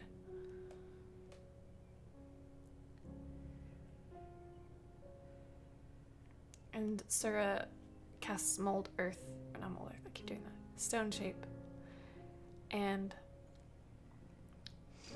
the stone engulfs her and creates a facade of her on the top, her likeness, a glowing helm around her head, a book in her hand, and it says, the Wolfheart line.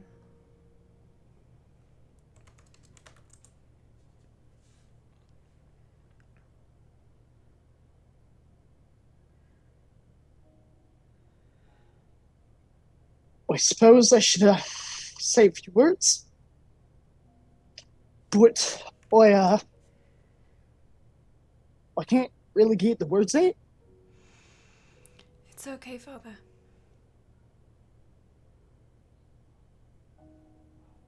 It's okay. I'd very like say that she was, well, she was my dream. And I'm so tired.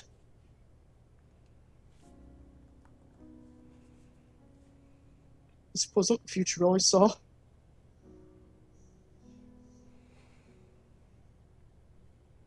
And I'll place my bow over her grave. And I will just walk back towards home. As you take a few steps back towards home, the sky seems to get a little, not brighter, but richer above you. And a breeze comes against your face and pushes back towards the tomb.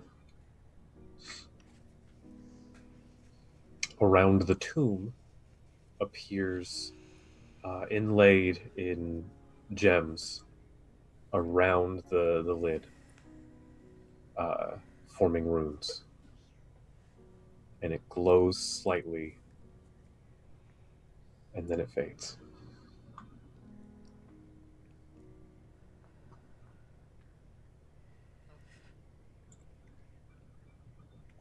I'm gonna step up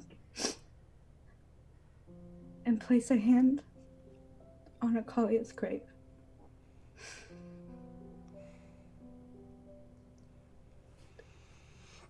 Your sacrifice will be remembered forever. And we didn't have much time to be a family. And I wish that we could have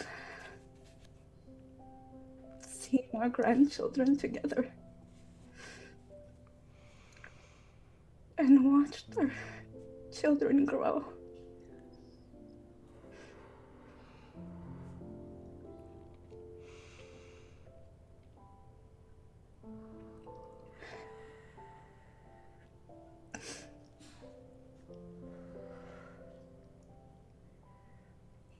hope that you rest in the greatest peace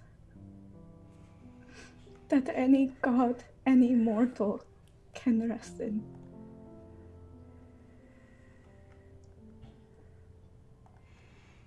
I will not forget you.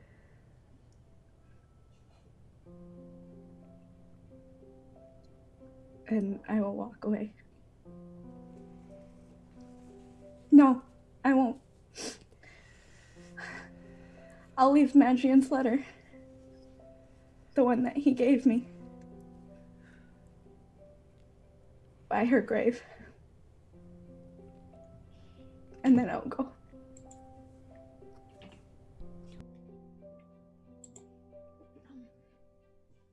I wait until everybody's gone.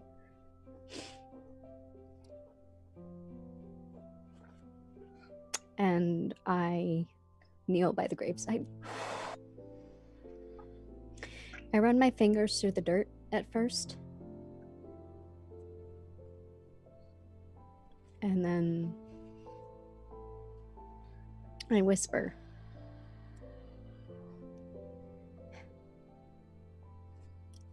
I know I didn't really get a chance to know you. But with the way that Madrian always talked about you, I feel like I did.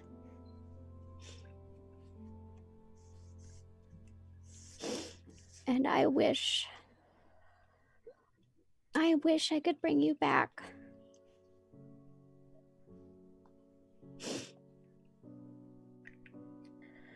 But I can't.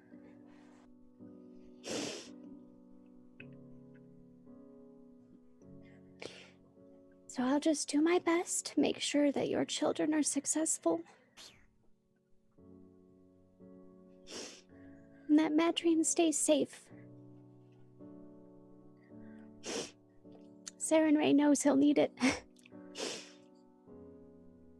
And as I let the dirt fall from beneath my fingers back onto the grave,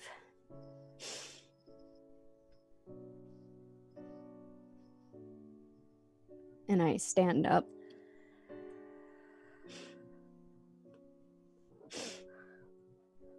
I think of a song that my mother used to sing at funerals.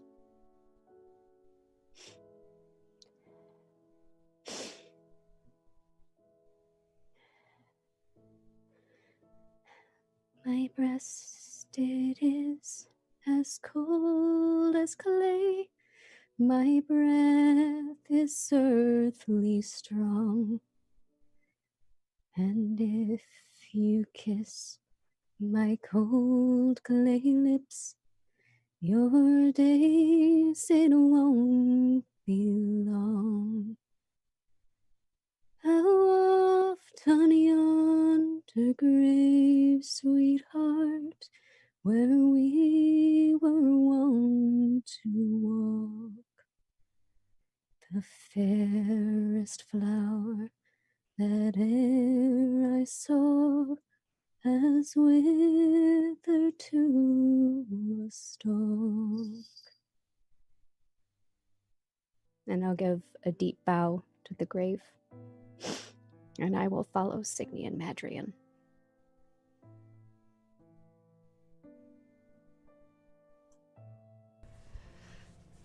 Madrian,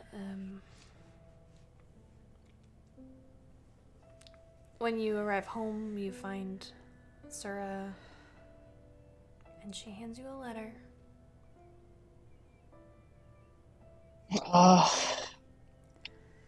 I read it. Madrian,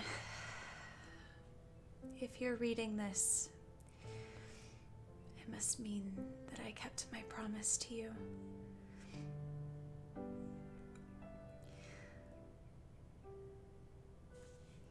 You may not remember it, but years ago I promised that one of us would survive this war.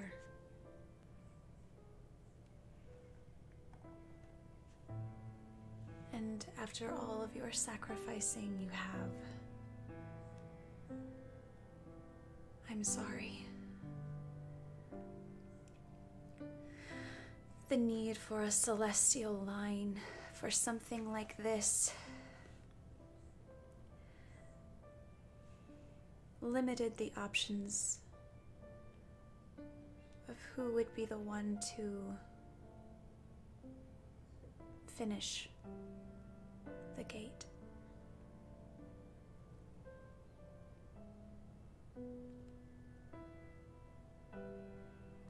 I watched you for years, saving the world, doing everything in your power to protect the people that you cared about. You inspired me every day.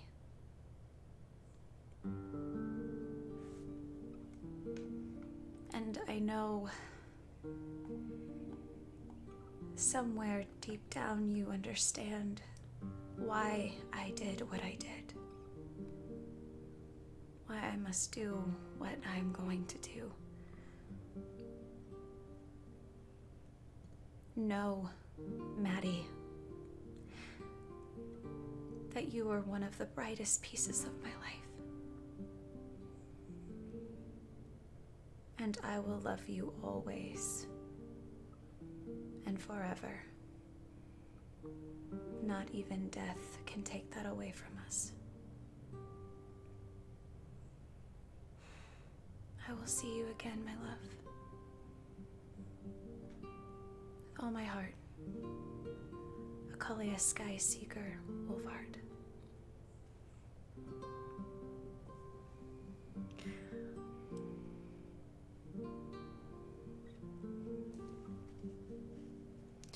Siren, you witness the above from your kingdom in Bathion.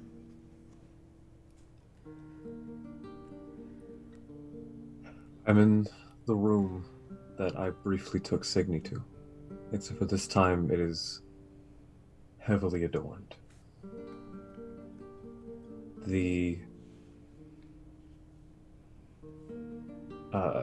The room is full of throne, hound, trumpet, archons, my celestial people. Everyone is in mourning attire. I breathe deeply as I am projecting this image through a basin of holy water so that they all can see.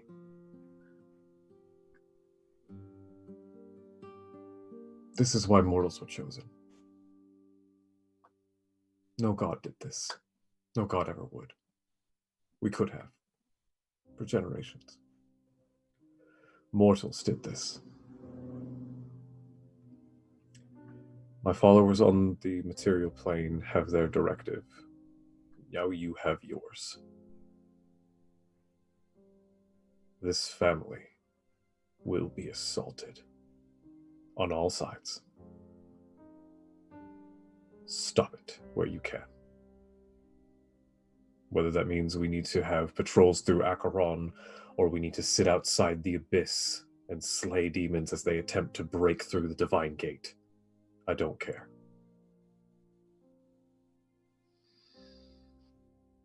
But we will always remember the sacrifice and the gift given. And I open up my hand, and the stained glass window that is me changes to Akalia.